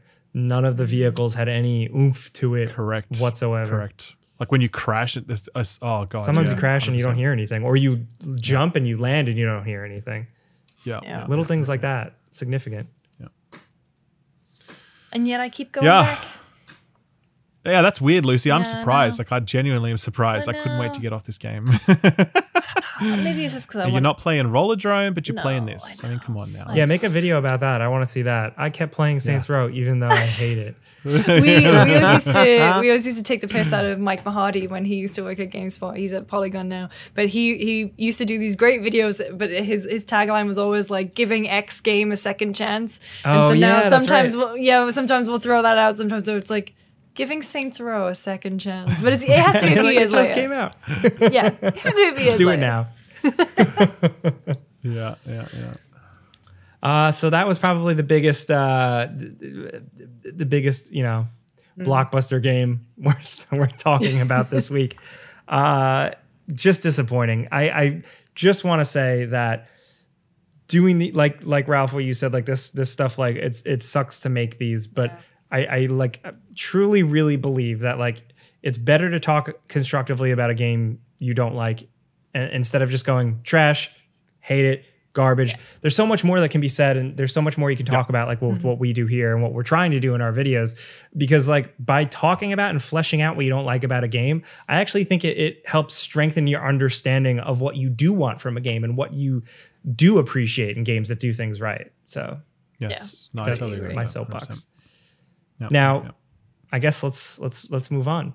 We got to wrap things up soon, but we do have time for one quick fun Q&A question. You can send us questions to our email. It's contact@friendspersecond. So we're going to take a random question from Rob W., who writes in and says, non-game related question, but what was each of your first celebrity crushes growing up? He says his was Hilary Duff. Bet that's a name you haven't heard in a while. Gerard, can we start with you? Yeah, I'm gonna. Oh man, I'm gonna say it's super. I feel so weird saying this. I'm gonna say Bridget Wilson. You guys know who that is? Nope. Googling now. Bridget Wilson. Let's She go. played Sonya Blade in the Mortal Kombat movie. Oh, dude. Nice. You also may know her as Veronica Yes, Vaughn Veronica from Vaughn. Billy Madison. Oh, that Veronica Vaughn. That is Veronica Vaughn. No, Please you do not didn't. make me quote Billy Madison. It will go the entire episode. She was an underrated actor at a young age. I was like, you're pretty, and I never. Obviously not my age when I'm an 8-year-old kid, right? But man, I thought she was so pretty. And she's still beautiful. So good. Dude, she's married to Pete Sampras, the tennis player? What? I did not know that. So weird. Go Pete. What a champ in Yeah. every sense of the word. Go Pete. Yeah. Married for 22 years. Love it. She's also in The Last Action Hero. Great movie. Yes. Great movie. Sure. Just tugging at my heartstrings. Really. Yeah, yeah. I What guess about you, I'll go Lucy? next. Oh no, go ahead, Jake. Apparently I'm fucking Borat because my first crush is Pamela Anderson. Oh my God, that's so great. I don't know why. Love it. I don't know. Oh, I know what. why. We all know why, Jake. Come on now. We all know why. Very left field choice for me. My other crush was Very Will Smith. nice. Your other cross was Mill Smith. I just wanted to like be him when I Yeah, grew no, I up. get that. That didn't age Yeah. well, or did it? I don't know. Yeah. Ralph, what about you? Okay, this is true and you can't judge me, okay? My first celebrity crush was Rogue from the X-Men cartoon. Nice, dude. Yeah. sick. Yeah. She had something going on. I don't know what Yeah. it was. I was too young to understand it. The but accent. it was that little husky thing she had at the back. That was what really won it over, I think. In the, Oh, that yeah. southern. Do you think it was the it's forbidden just- love, both that you couldn't touch each other and also that she was a cartoon? Yes. Yes. It was that she called you Also- sugar. Sugar, that was right. Come on, sugar. The later women in my life are like, why do you want me to call you? Yes, so that's that. Also Cammy from Street Fighter, but I think that's probably less controversial. I mean, there's a lot of skin going on with that outfit, so it's hard to, that's it. She's real to me. They're both real to me. That's right. Lucy, what about you? Mine would be Carrie Elwes as Wesley from The Princess Bride. Yes, Princess Bride. Let's go. That was my favorite movie growing up. It's still my favorite. As movie. you wish. As you wish. And like, even though he was I think it's because he goes from being very sensitive to the asshole to back to being very sensitive again. Mm-hmm. I was like, it's the full gamut. And also, he's very good looking yeah. in that movie. That's I great. thought you were going to say him specifically as Dr. Saw. I was going to His say, character was. I genuinely, I didn't, like, I recognized him in Saw, but I didn't realize that he would do what he does in Saw. I was genuinely like, oh my God, my childhood is just falling apart in front of my eyes. Oh, man. See, Great That was question. great. Okay. that was good. Thank you, Rob, for that question. And again, like I said, contact@friendspersecond.com if you want to ask us weird things like that. Let's move on over to this fortnight in games. Is that what we're calling it? It's technically this week in games, but Fortnite because week we're in not games. here. We're not Well, I here. was going to say, TFIG is like a nice little remix of TGIF. So, Yeah, TFIG, baby. I agree. All right. Well, Gerard, hit us with some game anniversaries. All right, so I've heard you guys' feedback. I'm trying to condense the list. This is the shortest list we've made. We decided to do 5 games, but I got to tell you, every game that I pull for this list is an iconic one that I have to blaze through. So it's going to be a couple more than 5, but I'm going to be quick. So here we go. This Fortnite in gaming, starting with August 23rd. Y'all ready? Here we go. Tom Clancy's Rainbow Six on the PC 24 years ago. Ugh. Oh, BioShock on the played Xbox and that. PC Yeah. 15 years ago. that fucked me up this week. That What? fucked me up. Yep. Ratchet and Clank Future Quest for Booty PS3 14 years ago. And that's it for the 23rd. On the 22nd, that's the 21st. On the 22nd, The Legend of Zelda from the NES 35 years ago. whoa. And rounding out this August 22nd is Uncharted Lost Legacy for PS4. That was 5 years ago. Whoa. Moving on to the My favorite Uncharted. Yeah, it's very good. Very, very good. Yeah. Moving on to the 24th, Michael Jackson's Moonwalker for the Genesis. That's 32 years ago. What a game that was, Yeah. by the way. Yeah. Like, whoever came Michael. up with the idea of that game was just a genius. Yeah. Like, let's make a game where Michael Jackson goes around killing zombies by forcing them to dance. And saving That is children. the sickest thing ever. And save them. Yeah, well, Was that there a got difference in the complicated. arcade Yeah. version and the Genesis version? Because I played the Dude, arcade version. massive, Jake, massive. Oh. One's an isometric beat 'em up. The other one is a 2D platformer. Oh. Oh, I missed out. They're Which both one did you play? You played the arcade I or the played Genesis? the arcade. Oh, I played the Genesis one. Oh, man, Yeah. that's so good. two different games. Command and Conquer Tiberian Sun, 24 years ago. Metroid Prime Trilogy, 13 years ago. And Mafia 2 for the PS3 and 360, 12 years ago. That rounds Whoa, to the ain't 24th. that a kick in the head? Yeah. Use that in the marketing. That's, Yeah. anyway. The 25th, we had Batman Arkham Asylum 13 years ago. Fuck off. Wow. I have a story about crazy. that. Can I just story? Sorry, real quick story. Yeah, please. Went to the Go for midnight it. release. Went to the midnight release of Arkham Asylum, and there's a bunch of people lined up, and there was a man waiting in line. He was first in line, dressed head to toe, perfect Joker cosplay, like full, like he had mouth prosthetics in his mouth, just my God. incredible. And he was like 7 feet tall. Absolutely silent the entire time. Everybody is like hooting and hollering, saying, "Hey, oh man, I love Catwoman. Who's your favorite Batman character?" Everybody's having a great time. Silent, completely stoic. Gets his so game. good. Thank you. Walks out. Never see him again. I've thought about him ever since. Can we so find that good. man? Oh my God. Oh, yeah. If you're out there, my dude, God. hit us up on the email. Hit We'd us love up. to talk to you. Hit us up, please. Rounding in the 25th, we have Psychonauts 2 that came out last year. It's just 1 year ago. Wow. And finally, on August 27th, this is a big one. Castle Crashers, 14 years ago, August 27, 2008. And May it last live year, forever. rounding things out, No More Heroes 3 came out 1 year ago on the 27th. And there's your Okay. Fortnite in gaming. That one That is lovely. cut me. Thank to my you. Now, core. speaking of you, Thank you. you've been working on something pretty cool that we just wanted to Yeah. highlight for a moment. It's called God Yeah. of Work. It's a show. It's a full ass show you've been working on for a while. You are very good at explaining what it is. I don't want to butcher it, but essentially, it is you as Kratos in a office workplace comedy. Am I explaining that right?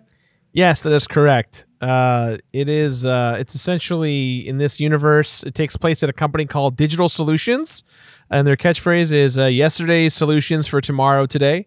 And it is a temp agency for video game characters. So it's where video game characters go in between working on video games. So in this instance, Kratos is waiting for what he thinks is literal Ragnarok, except he didn't read his contract properly, and he's waiting for the game God of Work Ragnarok to come out. So he is very bleak and grim, and this is a very like rock star Kratos. He's fat, like overweight, doesn't care about anyone or anything. He thinks he's the best. He bullies everyone. He gets what he wants.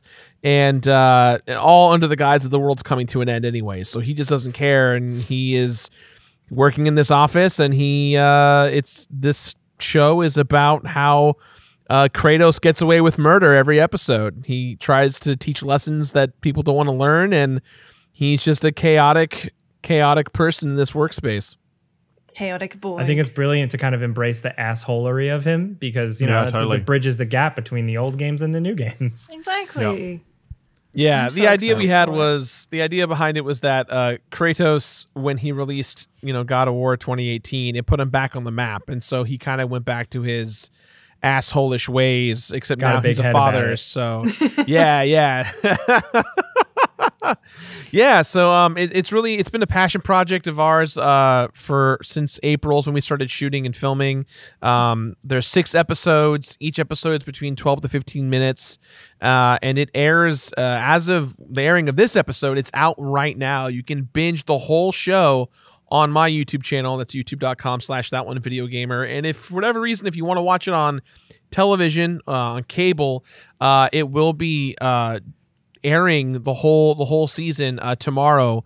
If you check your local listings, you can see the whole thing on the G4 cable channel. So yeah, it's Hell yeah. super exciting. It's I want to give a big shout outs to all of the writers, Emily, Jake, Eric, and our executive producers, Lef and Megan, and a huge thank you to Gabrielle and Josie, our cinematographer, John Na. These people all put in blood, sweat, and tears to make this show work.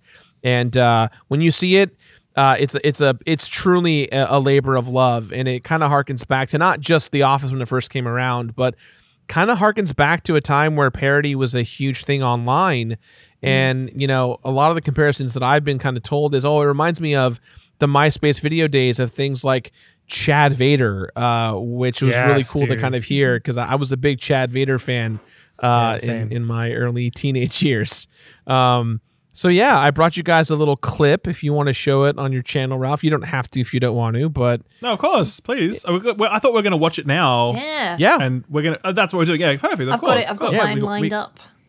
Oh wait, where is it? I thought we were going to be. Put it in the run sheet. Are you not sharing your screen? Oh, can we? I can put it in. I don't know how to do that, but yeah, we can do it. And here's the clip. Kratos. It's like passing a Gorgon eye. Ah, Elizabeth, have you ever heard of a Spartan steamer? We need to talk. I'll be out in the squeeze. No, Christopher, you stay. It is too late for you now. I don't want to talk about it. Are you taking a shit on someone's desk? Yes. Oh my god! Excellent. What is this? Why are you taking a shit on someone's desk, or is that a spoiler? I wonder why it's called God of Work Steamer. Yeah. Yeah, the context of that episode is that it's Kratos' birthday, and he's throwing a birthday party, and there's someone in the office that he shares a birthday with, and he hates that person. So while he is intoxicated, he decides to take a dump on that person's desk, and so the other two main characters are on a B plot to figure out who's been stealing office supplies, and they walk in on David's office to find Kratos taking a Spartan steamer, as we've called it, on David's desk. And that's what you saw. Well, that is some wholesome shit right there. Yeah. Literally. Yeah. very, very wholesome shit. Yeah, thank you guys for letting me share it. Thank you very much Oh, for sharing I can't that. wait to watch it. And that is going to be, once again, on your YouTube channel, The Completionist. Yeah, youtube.com/thatonevideogamer, 12 p.m. PST. It should be in its full form right when this podcast is airing. So on Saturday, when you see this thing in your feed, you can go watch all 1 hour and a half of it ready to go as one big mega VOD. Binge the whole season, watch the whole thing. Hell yeah. Cool. Awesome. Sweet. Well, thank you. And thank you to all of you for listening, watching, wherever you are. Maybe on your commute to work or your trip to the funeral parlor, whatever it is. Thank you for choosing to listen to us. There are a lot of podcasts out there, so we very much appreciate it. Also, very much been appreciating the ratings on like iTunes and all those podcast services. They do go a long way, and we do read them and feel nice. That is not an invitation to write mean things in the next one, but hey, thank you guys for that. Thank you for all your support with this. I'm Jake. You can find me on the internet at Jake Baldino. Ralph? I am Shillup. You'll find me on this YouTube channel, or wait, if you're not listening to the podcast, you'll find me on SkillUp on the YouTubes. That's it. Lucy? I'm Lucy James Games. You can find me at GameSpot and Giant Bomb. And Mr. Gerard? You can find me at youtube.com/thatonevideogamer as the god of work today, as well as you can find me on Twitch at The Completionist and every other social media thing at The Completionist or at Completionist. And at the very least, you can check me out on G4. We will see you guys in a fortnight. Thank you very much for being here. This has been Friends Per Second. Tie your shoes and go to bed.